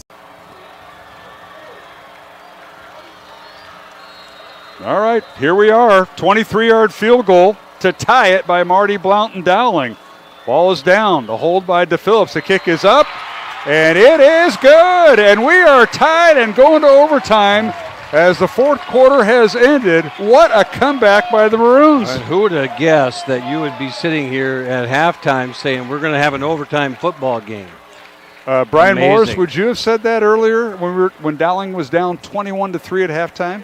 You know, I did, I think. I predicted that. Me and Ryan Boyle talked about that. We thought it would go to overtime. But I got somebody to pick up at the airport about 10:45, so let's get going here, guys. Marty Blount ties it for Dowling, and we go to overtime. And we'll take a 1-minute break because they'll have the coin toss and who's going to have it, what end zone we're going to play in. All that will be determined. We'll take a 1-minute break as we go to overtime, tied at 21, 6th-ranked Centennial and number 1 Dowling in Class 5A. Back in a minute on Iowa Catholic Radio and CISN.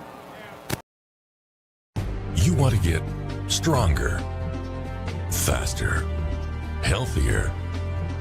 You want more. You want to be part of something bigger than yourself. A place for people of all ages, all walks of life, that provides opportunities for all to succeed.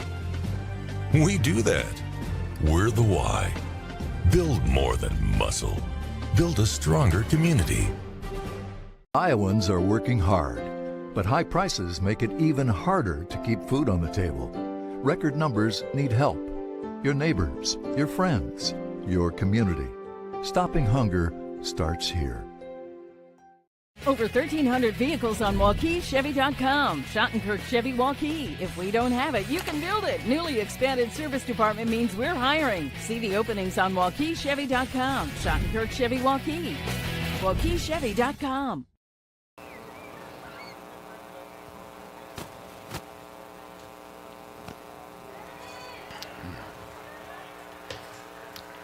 And welcome back. Valley Stadium in West Des Moines. We're going to play overtime as both teams will have possession of the football. They'll start at the 10-yard line at a end zone to be determined at the coin toss going on right now if you're watching on CISN. Mark Amadale, Matt Mandring, Brian Morris, and they're going through coin toss. Of course, Ankeny Centennial will have the first shot at it because they will have the call as they're the visiting team here, Matt. Yeah, and again, you want to win the toss and take defense right away because you know what you have to do then, and so it's a big deal to get that to win the toss here. And everything will be goal to go. You'll have 4 downs starting at the 10-yard line, and one team's offense will have the first possession. The other team will have it in the second. I believe Ankeny won, so they'll play defense first, and Dowling wants to go to the north end zone. Yep. Is that a good omen there, Brian Morris? North end zone versus south? Yeah. I'm not sure. There must be a reason. You get away from the student section of Ankeny by being at this end, so I think that may be part of it. Okay, the Maroons went overtime earlier this year against Valley right here, and Valley settled for a field goal on their first possession of overtime. Dowling got the touchdown by Middleton. So Maroons have done this earlier this year. Went overtime, and it was the Valley game. And we're going to play in that north end zone as we did during the Valley game. What a contest. Hats off to head coaches Tom Wilson of Dowling Catholic and his 20th year here at Dowling. And how about the legendary coach at Ankeny, Jerry Pezzeti, 64 years in coaching, 12 at Centennial. I had the wrong number earlier. I said Centennial was 11 years old. Now they're 12 years old. Ryan Vogt just reminded me that this is where we beat Valley in this end zone. So he said there's luck there. A little shout out to Rudy Marcinko. He's one of our Dowling faithful that always listens on the radio. Does a lot to help all of our building campaigns and everything else. Just a great Dowling supporter and bleeds maroon for us. All right. Dowling will have it first in overtime number 1.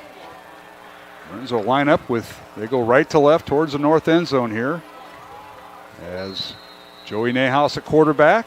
Tailback is Rashad Davis. He throws it over the middle. The pass is caught inside the 5 and finally wrapped up there. And that was a quick hitter to the Maroons, Sam Drexler. Yeah, the one thing about the way the Dowling defense has been playing, you get up here and you can put 7 points on the board. That puts a lot of pressure on the Ankeny offense, who has not found any rhythm in this second half. Drexler a gain of 7, so it'll bring up second and goal for Dowling at the Ankeny Centennial 3. Of course, the clock does not wind. There's no clock, just a play clock between plays. And Joey Nahas coming in relief of Parker DePhillips, who was shaken up after a running play for the senior quarterback, replaced by the junior Nahas. They send Wilson in motion. Again, the give is to Rashad Davis, trying to kick outside. Rashad looking for room, looking for a seam, puts his head down, and still on his feet. Laterals it to he lateral or fumbled it to Jake Scow. And we'll get a replay on that. Scow picks up the football and gets it down to the 1-yard line as the ball bounced right. I mean, Rashad's trying to fight for some yards. Ball flies out right to Scow, who's standing there to the side, picks it up, almost puts it in the end zone. So now you have a 3rd and 1. Ball goes all the way down between Scow and Rashad down to the 1-yard line. What a 2-yard gain. So it's 3rd and goal. Dowling at the 1. We're going to get a break there. They'll go with the full house backfield. Yeah, and this is where they've struggled right in here. The diamond formation. Yep. Middleton is the tailback behind quarterback Joey Nahas. Handoff, and the play is blown dead. Timeout Dowling. Yep. So we will keep it here. We'll keep it here. I don't think there's a flag. I think each team gets an overtime timeout, and Dowling has just burnt theirs. So it'll bring up 3rd and goal Dowling from the 1. Brian Morris, come on in. You're on the Dowling sideline. Where are they letting you at? I'm down here, guys, right in the end zone, or almost to the end zone here. But yeah, Dowling got lucky. Okay. They got a lucky break with with that fumble. Wow! But great play by Scow. Yeah, Scow with huge play. Couldn't tell if it was a lateral, way far away from the end zone, but what a play. Yeah, because you turn it over there, and then Ankeny comes in, kicks field goal, game over. And, so it's a heady play by Scow, picks it up. And, and for Rashad, in all the years, if he's put the ball on the ground twice, I'd be surprised. He does a really good job of protecting the football. All right, for our listeners and viewers that joined us late, as a lot of the CIML Class 5A district games are winding up. We'll get some scores final here hopefully soon, but we're in overtime here. Overtime number 1, Dowling with the first possession of overtime on offense as the Maroons trailed 21-3 at halftime and ended up tying the ball game 21-all as Dowling outscored Ankeny Centennial 18-0 in the second half, and now we're at overtime.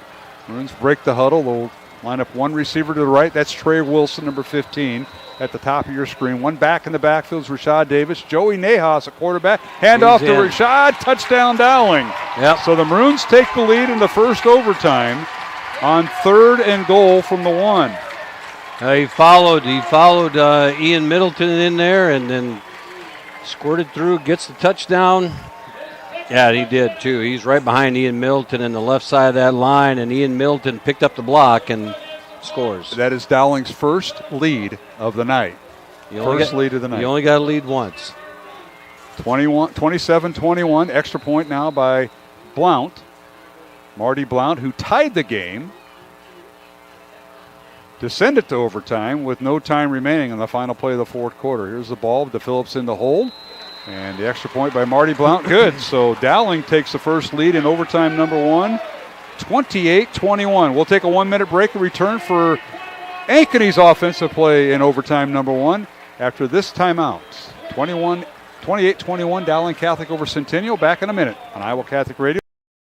Hi, this is Chris from Fireplace Superstore, and you and I both know that you've been wanting to convert your drafty old wood-burning fireplace into a high-efficient gas one. Well, this is the perfect time. Heating Glow is making it easier than ever. If you buy this year between September 15th and October 13th, Heating Glow is giving a free vent kit worth up to $650, making it easier than ever to convert that old wood burner. But the best deal in years won't last, so come on in today. Fireplace Superstore, just west of Homemakers at 109th and Douglas. Getting your car serviced or repaired can be a pain. That's why Westside Auto Pros is committed to making it as painless.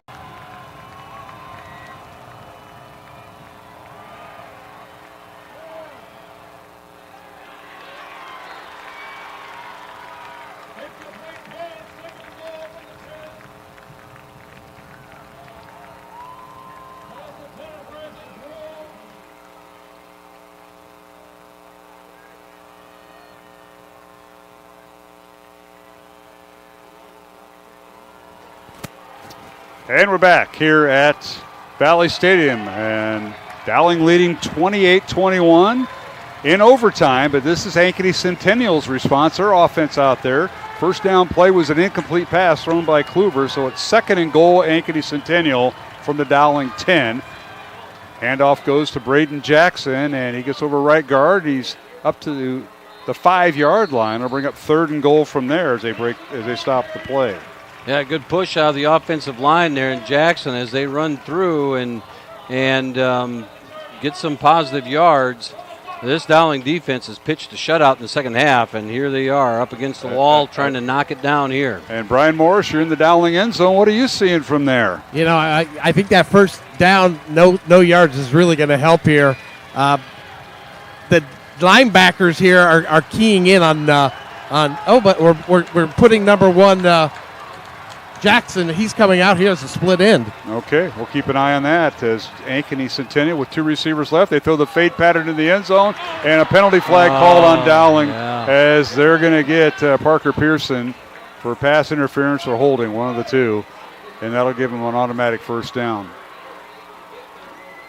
Officials are sorting it out, but it was a 3rd and goal play. Pass went incomplete. Yeah, pass interference on Dowling. He turned up the sideline, and Pearson was in position all over him, but he had to fight through him to get towards the football, and that's where they're going to call the penalty. That'll put the ball on the 3-yard line. It'll remain 3rd down. Excuse me. It's not an automatic first down. Remains 3rd down, so it'll bring up 3rd and goal for Centennial from the 3. So they get 2 yards out of it and a down over. Kluver out of the shotgun. They give us to Jackson. And he's tripped up, and did he get in? Touchdown. He rolled right over the Dowling defender to get in.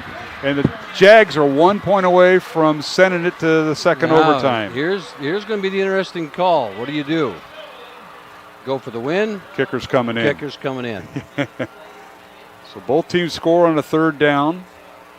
This time Jackson from 3 yards out. And he got hit at, Parker Pearson came up and hit Jackson at the 2, and they had 2, and Descharme over the top as well, but couldn't quite drag him down quick enough. 28-27 Dowling. Now the extra point by Bendizu.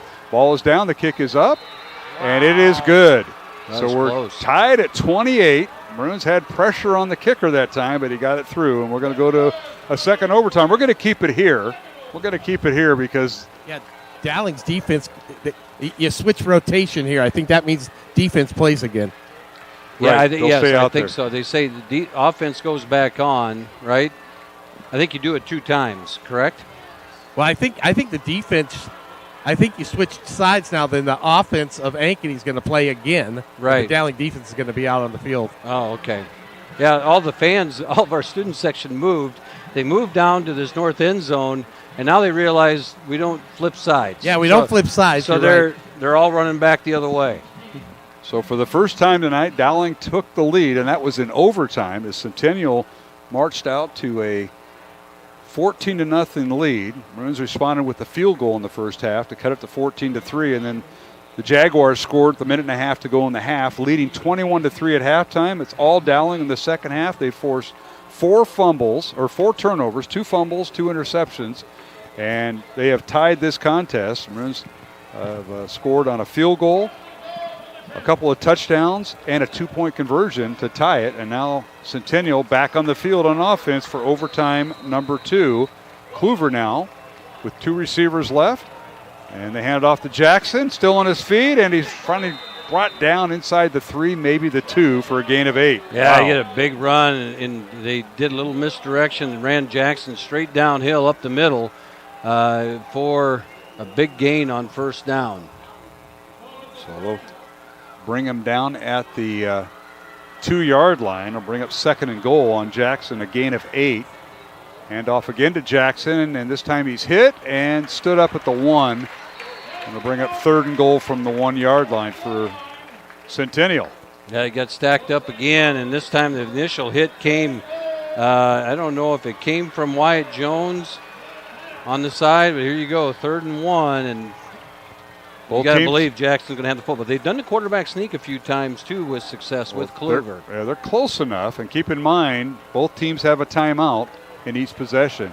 Caleb Reed split out wide to the right of the formation, bunch formation, quarterback sneak by Kluver. He didn't get it. He didn't get it. And no, he's not in. They're going to blow it dead at the 1-yard line. It'll bring up 4th and goal for the Jags. Yeah, he's not in. Kluver on the quarterback sneak.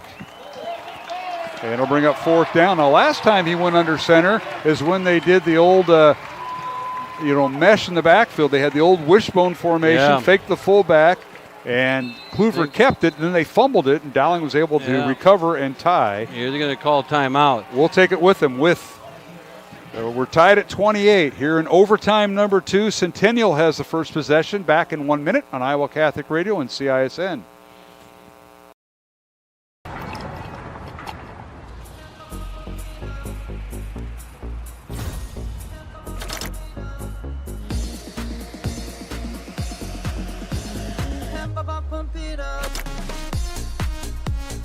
A fuel choice that even rivals can agree on? Now that's worth the hype. Cheaper, cleaner, and homegrown.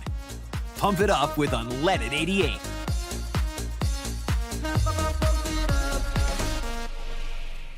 Western lets your UTV power through the storm. The Impact V Plow and Impact Straight Blade. With the features the pros demand. Custom tailored for your UTV. And to keep your work top notch, rely on the Tornado UTV Hopper Spreader.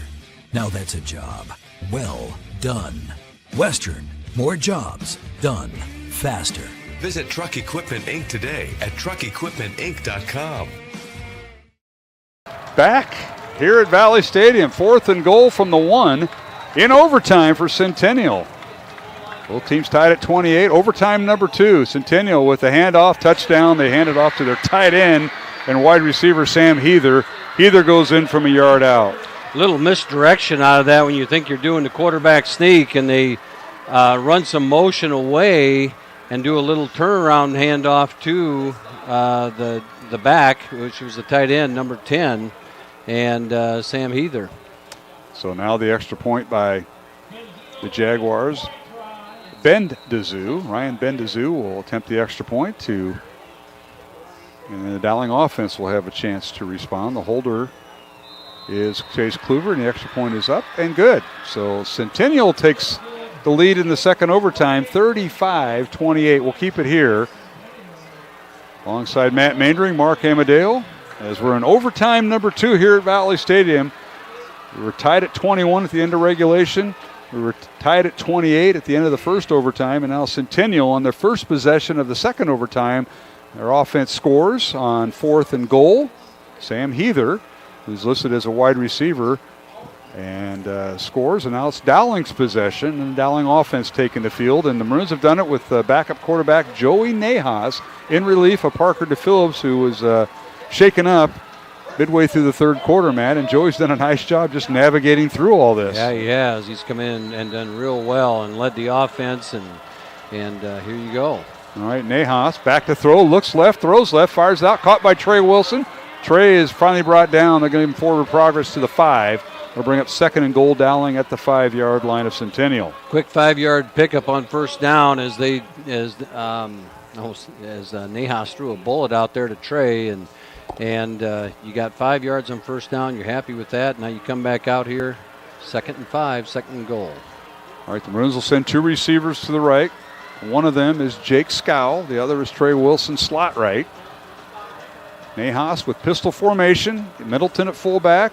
Handoff goes to Rashad Davis. Fumbles the football, but falls on it at the 5, and it'll cost him a down. They'll bring up 3rd and goal. The Maroons getting lucky there. Yeah. As Rashad fumbled the football on the exchange from Joey Nahas. Yeah, and that's a little bit of that, used to having it put in there one way and then another, and he tried to move before he got the football cleanly to make a cut. Now you have third down. You got 2 downs to get in, so you're thinking about 2 situations here to finish the ball game. Now once again, Jake Scow, number 1, lines up flanker to the wide side along with Trey Wilson, number 15.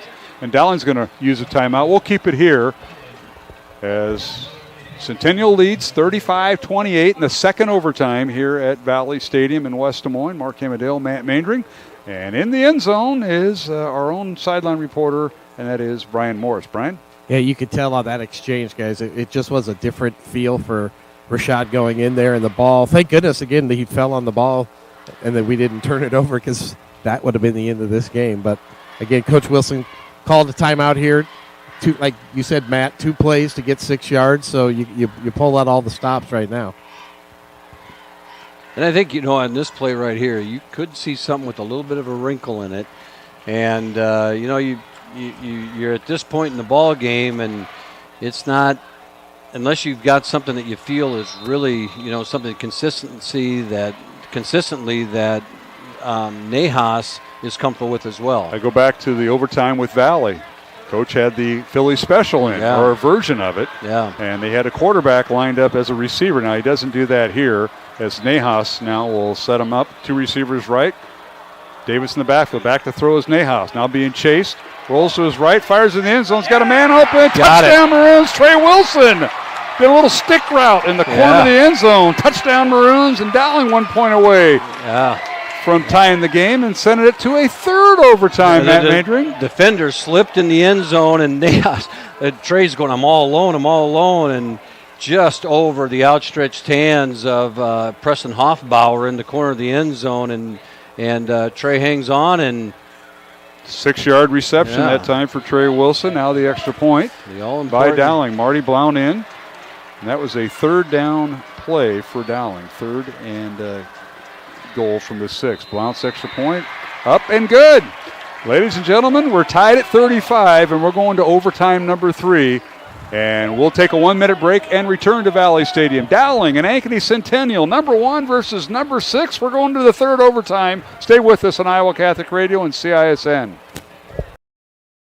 Save big at DRN CDJR Ames. Receive 2.9% for 84 months on the new Dodge Hornet RT, Grand Cherokee 4xE, and Jeep Wrangler 4xE. New Ram 1500 4x4s at one low price of $35,990. New Ram HD Crew Cab 4x4 starting at $47,990. That's over $13,000 off. Plus up to $10,000 off MSRP on new 2024 Grand Cherokees at the all-new DRN CDJR Ames. DRNAmes.com.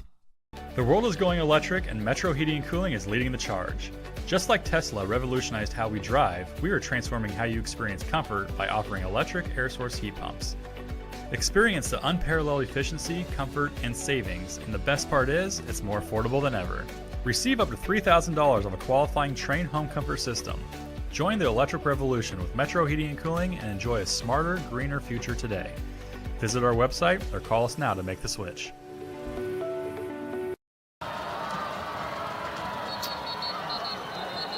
All right, we're back. Valley Stadium, West Des Moines. Hey, how about overtime number 3? Alongside Matt Mandring, I'm Mark Amadale. Glad you could join us. Beautiful night. Get a little cool out there, but the play on the field is staying hot as we start overtime number 3. Dowling will have the first possession. The Maroons penalized 5 yards, so it'll be first and goal from the 15-yard line for Dowling Catholic. Playing in the north end zone here at Valley Stadium. Maroons going right to left.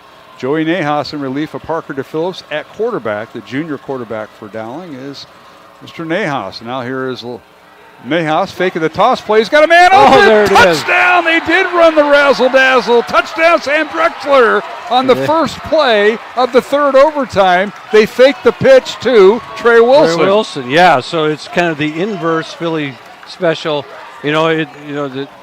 Almost like a Statue of Liberty play. They fake the handoff to Wilson like he's going to run around the edge and throw it. And tell our listeners here, Matt. DePhillips buried it and throws it in the corner. Drexler wide open in the corner. All right, thanks to our CISN crew for that. Drexler a 15-yard touchdown reception from quarterback Joey Nahas. Now the extra point by Blount, and it's blocked. They can't return it in high school, so Dowling now leads by a touchdown, and the Ankeny Centennial fans are celebrating that. Yeah. We will keep it here. Dowling leading 41-35. The extra point blocked that time. The second block tonight on a kick by Dowling. He blocked the field goal earlier in the contest, and now they block an extra flying point. over the top. I couldn't get the number on that. If that replay one more time. It was Curve.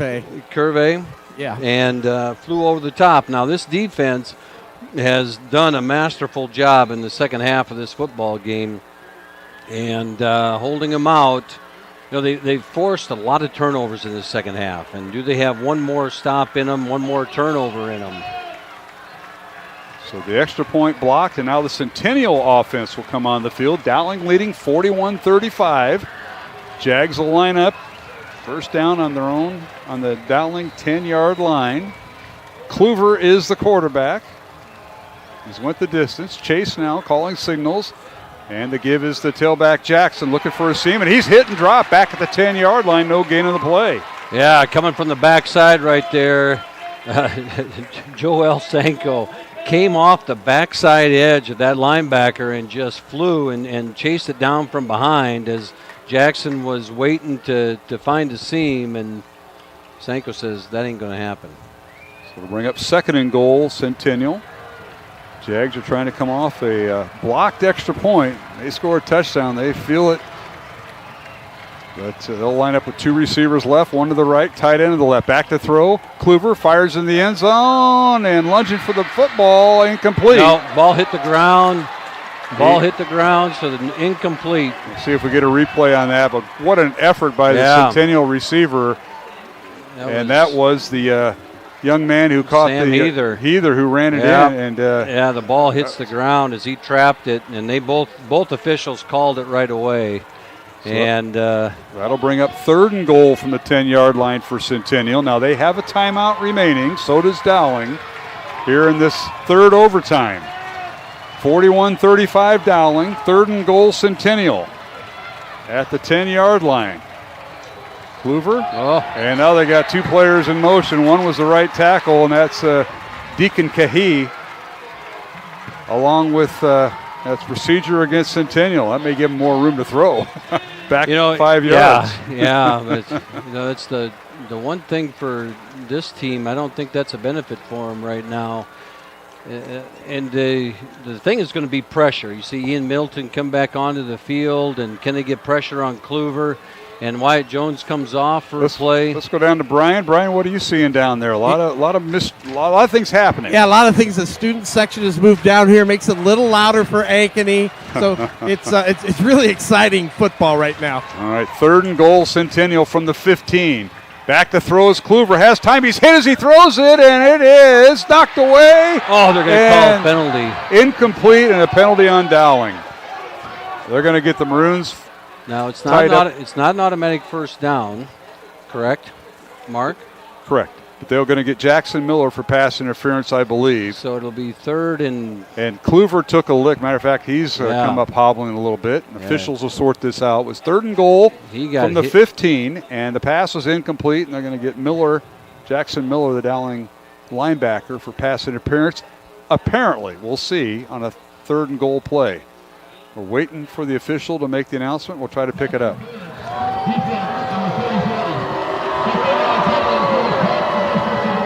So half the distance, so put it at the 7.5. 3rd, it'll be at the 7.5-yard line. You're right. So they got 2 downs to get into the end zone here to extend the ball game. So 3rd and goal from the 7. Back to throw Kluver. He's hit as he throws it, and the pass is incomplete. Oh, yeah. He threw it into a crowd as the intended receiver was Isaac Brule, and it'll bring up 4th and goal for Centennial, and the ball game on the line here. That was a train wreck in the middle of the field right there. Everybody met. Yeah, everybody met in the middle. You're just glad no one got hurt on that. I didn't even see the Ankeny offensive player in that mess. We got a timeout. We'll keep it here.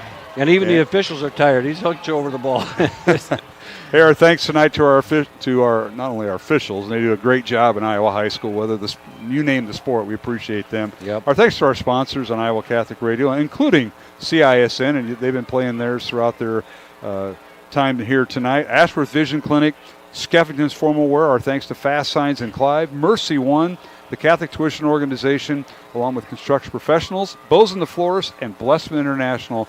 Our thanks to each and every one of them. And our thanks to all our staff this week on Iowa Catholic Radio during the fundraiser, Iowa Catholic Radio Pledge Drive. You can still give, iowacatholicradio.com. Your gift is tax deductible as we are listener supported. Now, Brian Morris, you're standing there on the 5-yard line. I know you're not an official because you got all white on tonight, but what do you think's going on here? Both teams are thinking it's 4th and goal from the 7.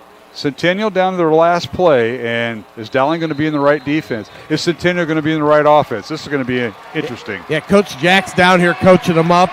The defense is going out on the field, guys. I expect, again, you get the ball in the hands of your playmakers if you're Ankeny Centennial, and I think you got to get the ball to Jackson somehow. Yeah, or Caleb Reed. You know, he's the one that's come up big tonight for him in these clutch situations. You got a plethora to choose from, including Sam Heather. Back to throw is Kluver on 4th and go. He throws the fade around the end zone. Knocked down by Dowling. No flags. Incomplete. Game over. Wow. Dowling wins it 41-35 in 3 overtimes. What a comeback. For the second time this year, the Maroons pull off a win in overtime. It was Valley earlier this season, and now Dowling tonight, Matt. What a football game. That is something else. And who'd have thought we'd have scored 41 points? Unbelievable. Who'd have thought either team would have gave up 41 points? Yeah. I mean, what a football game. You know, Centennial gives up 35. Brian, I know we're going to go to our postgame show, and we'll take a 2-minute break along our network lines, but how'd you see that play from your angle, buddy? You know, that was it was a fade route again, and it was just good position by the Maroons defensive back, and Kluver did not lead his receiver probably enough on that. But again, what a game, guys! It certainly was. Well, we'll let you. We haven't talked about post-game interviews because didn't know how this is going to go. But what do you think, Dylan Manning? I'm thinking we can do. I was thinking, and I don't know if we've talked to him yet, but We Joel have. Samko. We have. Joel Samko. Joel Samko, yeah. Yeah, he had a great game. Great game. And Rashad had a nice game, too. He did. So I'm thinking those two guys. Okay. Well, you can work with their handlers on getting that arranged, Brian. All right. Final score in 3 overtimes. Dowling 41, Centennial 35. We'll come back for post-game interviews on the field with Iowa Catholic Radio and CISN alongside Matt Maindring. I'm Mark Amadale. For Brian Morris, who's down on the field, we'll be back with our post-game show in 2 minutes along the Iowa Catholic Radio Network and the CISN Network stations. Iowans are working hard, but high prices make it even harder to keep food on the table. Record numbers need help. Your neighbors, your friends, your community. Stopping hunger starts here. Free Godfather's Pizza begins with the download. Order through my new online ordering app and start earning free pizza and sides. It's easy. Download the Godfather's Pizza online ordering app today. Do it. You want to get stronger, faster, healthier. You want more. You want to be part of something bigger than yourself. A place for people of all ages, all walks of life, that provides opportunities for all to succeed. We do that. We're the why. Build more than muscle. Build a stronger community. Hi, this is Chris from Fireplace Superstore, and you and I both know that you've been wanting to convert your drafty old wood-burning fireplace into a high-efficient gas one. Well, this is the perfect time. Heating Glow is making it easier than ever. If you buy this year between September 15th and October 13th, Heating Glow is giving a free vent kit worth up to $650, making it easier than ever to convert that old wood burner. But the best deal in years won't last, so come on in today. Fireplace Superstore, just west of Homemakers at 109th and Douglas. Free Godfather's Pizza begins with the download. Order through my new online ordering app and start earning free pizza and sides. It's easy. Download the Godfather's Pizza online ordering app today. Do it. Thank you for tuning into today's broadcast. Don't forget to like and subscribe to the channel so you don't miss any of our live events. You can also follow us on X, Facebook, and Instagram in the description below for more coverage of Central Iowa high school sports and the Des Moines Menace. Now, back to the game. All right, welcome back. Valley Stadium, West Des Moines. What a night it was for Iowa High School Class 5A District Football as number 1 Dowling defeats number 6 Ankeny Centennial 41-35 in 3 overtimes. The second overtime game of the season for Dowling Catholic. Earlier this year, the Maroons defeated Valley by 3 points. Mark Amadale, Matt Maindring, alongside Brian Morris, who's on the field. He's getting set for interviews tonight on the field, and that'll be a happy Maroon crew. And, hey, hats off to both teams. Coach Pezzeti, Jerry Pezzeti, 64 years in coaching, 12 at Centennial, and he and his co-head coach Ryan Pezzeti, what a job Centennial did. They led at halftime 21-3 over Dowling. Looked like they were dominating. Back comes Dowling with their defense in the second half, and the Maroons forced 4 turnovers and get back in the ball game, shutting out Centennial in the second half. We were at 21-21 at the end of regulation. Both teams score in the first and second overtimes. Both teams get touchdowns. But Joey Nahas off the bench for Dowling threw 3 touchdown passes, including the big one to Jake Scow of 82 yards that cut the lead to 3 after the 2-point conversion. So all that being said, let's go down to Brian Morris, and looks like he's got the running back groups in there. And Brian, take it away. It looks like you have Rashad Davis for Dowling. Yeah, we're down here with Rashad Davis. Talk to me about halftime. Again, you guys came out with a lot more intensity and fire. What was the halftime speech? I mean, it was a lot, man. We had to bring in the offense, separated offense and defense. We talked to each other and was like, we got each other, man. We one family. We got to keep fighting. We fight at practice, so we might as well leave it all on the field no matter what. And we knew Coach Wilson told us it was going to be a dogfight, so we was expecting that all game. Well, again, you guys came back, tied the game again with a field goal. Then you go in the overtimes, just back and forth, What did it feel like out there on the field? I felt like I trusted my teammates always. Joey came in. He stepped up a lot when we lost Parker. So we got to give it up to Joey for just stepping in and just being a leader on the offensive side and controlling the offense. I had a few mistakes, but, we always got to bounce back. Teammates had me no matter what, and we just fought to the end. Tell me, one of your favorite games you've played in? Has to be. It was a team effort all the way around. And I just love this team, man. Senior year team, we just love each other. We fight every day with each other. So I'm just glad with the team. Matt or Mark? Rashad, this is Coach Mainring here. How are you doing there, buddy? Good. Hey, that was a great run down there. I remember the play with the run. Just showed a lot of heart going down into this end zone to get that first down. You talk about that. You see the fight in the man right there. Yeah. All it is. Coach Meeks always trusted us. We do a fight. We could do a drill called fight drill. Coach Meeks pulled me to a side. He said, "You got this, man. Just keep pushing. Keep pushing. It's going to be a long fourth quarter game." So I just trusted in Coach Meeks and my teammates to just finish strong. Hey, Rashad, one last question for me, and that is, talk about the difference between Nahas. It looked like there was the handoff between you. It takes a little bit to get used to between the two different quarterbacks. Oh. Is that true? Yeah, it is. It took a little while. We practiced filling him in. He came in late in the game. He stepped up a lot. We just talked it over on the sideline. I said, calm down, just breathe. Everybody got to calm down. He relaxed, and you see what he could do. He makes plays all over the field no matter what. Rashad, what a game you had, and I know you missed the first two games, but you're coming on strong. But you go back to a year ago with Centennial, and it was the pick six that won the game. Tonight we go to overtime, and it's the third overtime. Yeah. There's a lot of emotion between Dowling and Centennial, it appears. Yeah, it was. This team's a hard-working team. They fought all the way through the whole overtime. We knew they was going to be a good team, and we was just prepared for it, I knew they was going to be good. Even last year, they was a good team. So they just they got better, and we got better as a team. And I'll tell you, that defensive line for Centennial, they bottled you up. You were looking for a seam. You're looking under door number 1, door number 2, door number 3. It was tough to find a seam in that defense. Yeah. I just listened to Meeks. Meeks said, trust the process. It's going to be a long fourth quarter again, as I said before. And as he said, it helped a lot. It was there. Fourth quarter, it was a grind. All three overtimes, it was a grind, no matter what, even the two mistakes we had. Rashad Davis, thanks for joining us here in the postgame. Congratulations. Stay healthy, young man. Yep, thank you. Rashad Davis visiting with Brian Morris on the field following Dowling's 3-overtime win, 41-35 over Ankeny Centennial here at Valley Stadium. And a lot of teams or a lot of schools are watching now because we're the last game in town right now, Matt. And you got a few scores to maybe catch us up on.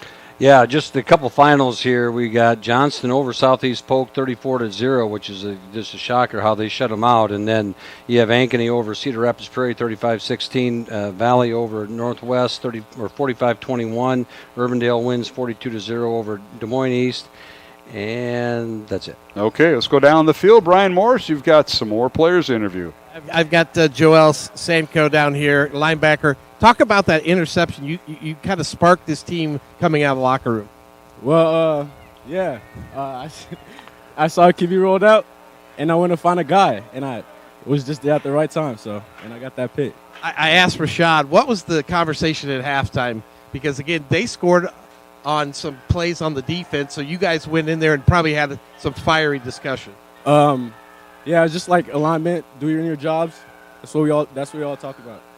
That third overtime when you guys made the stop, what did you see out there? What was your reaction when that final ball fell down?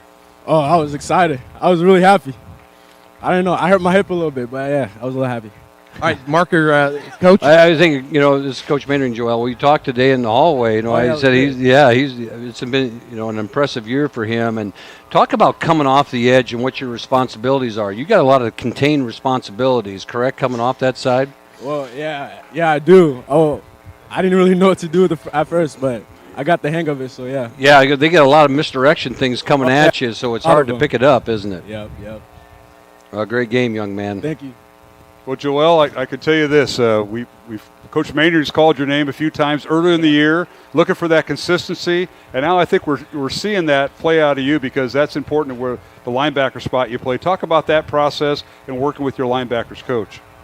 I really don't know what to say. It's like really nothing new to me. I've been playing linebacker all my life, so yeah, like outside linebacker mainly. So I got the hang of that job. So yeah. Well, you certainly figured out your reads and playing through the physicality of this league. 5A district football is not easy, as you know. No, not at all. All right, well, you have Urbandale next week on the road, and then you're back home against Southeast Polk. So best of luck. Stay healthy, and we hope to talk to you down the road. Thank you. Thank you so much. Joel Sanko visited with us in the post-game show, Dowling's outstanding linebacker, and, of course, we'll catch up with head coach Tom Wilson. Again, the final, Dowling 41, Ankeny Centennial 35 in 3 overtimes, and we've got him all hooked up, so we'll go down to Tom Wilson, and Brian Morris has him on the field. Coach, second overtime win. What a thrilling game. Talk to me about halftime, because this team came out with, a lot more intensity in the second half. Yeah, really just challenged them, to be honest with you. We said we're going to find out what kind of team we have, and it's going to go one of 2 ways here. And I just said, let's win the second half and see what's going to happen. I didn't know we'd play another half as well. You're right. you had Nahas come in and maybe give a little spark to this team. Had that bomb to SoCal, but the defense again stepped up 4 turnovers in the second half. Yeah, they kept giving us chances, to be honest with you, and we weren't doing enough with it. And can't say enough about how they hung in there. And Parker got shook up, and so we brought Joey in. Then we felt like, well, let's see what Joey can do. I think the bottom line is we've got 2 pretty good quarterbacks, and Parker's important to us, and Joey obviously showed he is as well. Mark? Tom, Coach Wilson, you found out a little bit about your team tonight, didn't you? Oh, we did. Honestly, I think those guys are really good up front, and we just kind of hung in there, and we tell our kids, sometimes things aren't going to work in the first and the second quarter, and they might in the third and the fourth. And I felt like half my play sheet was worthless, and was almost drawing things up at times, and we made just enough plays to win. Yeah, I think, watching that first half, that was the first time I really thought that offensive line looked young. And even going this deep into the season, they got their tails kicked in the first half. And then the second half, they come out and they started dominating the line of scrimmage. Well, they did better, and sometimes our tempo wears on people. And that's a really good football team we just beat. And, as I watch them on film, I'm sitting there thinking, how are we going to scratch enough points out? And again, we just found a way. Well, Coach, you did. I think both teams found a way because a lot of points were given up, I think surprisingly, by both defenses. But you were talking about in our pregame when I visited with you, who's going to make plays. You knew who the guys were for Centennial, defense and offense. Some of them play both ways. But for Dowling, guys stepping up, kids stepping up, I think you found a few tonight. Well, we did. I was really happy to see Scow make a lot of plays. He's a good player, and we just haven't gotten him freed up enough. And he made some big plays tonight. Joey scrambles around, finds Trey in the corner. Then we run the kind of trick play, 1st and 15. We'd run that reverse to Trey a week ago, and so we used the same action and then hit Drexler in the back end of the end zone. So again, it was we made one more play and they did. Absolutely, and we go back to maybe the kicker, Marty Blount. He kicks the field goal that sends it to overtime, even though he had one blocked earlier. Then he had an extra point block. He's another kid that stuck with it. He has. Marty's done a great job for us, and he's come through in crucial situations, and obviously the one that was blocked early was a bad snap. This one, protection broke down. It really wasn't on Marty. All right. Well, Coach, appreciate the time after the game. Congratulations on the win, and we'll talk to you next Friday night at Urbandale. All right. Thank you. Tom Wilson visited with Brian Morris on the field following Dowling's win in overtime, 41-35 over Ankeny Centennial. And that'll wrap up our coverage here on CISN. We're going to stay on with radio. We'll have one more segment. So for Matt Mandring and Brian Morris, this is Mark Amadale saying goodnight on CISN. And our thanks to our CISN crew who did a great job tonight. Our producer, Aaron Bandy, Caleb Neese, and Brees Webb on the cameras. And again, the final from Valley Stadium in West Des Moines, Week 6, 41-35. Dowling Catholic over Ankeny Centennial in 3 overtimes. Maroons improved their record to 5-1. Centennial falls to 4-2. Who said this was going to be a fast game? All right, and we're still on with Iowa Catholic Radio as we're supposed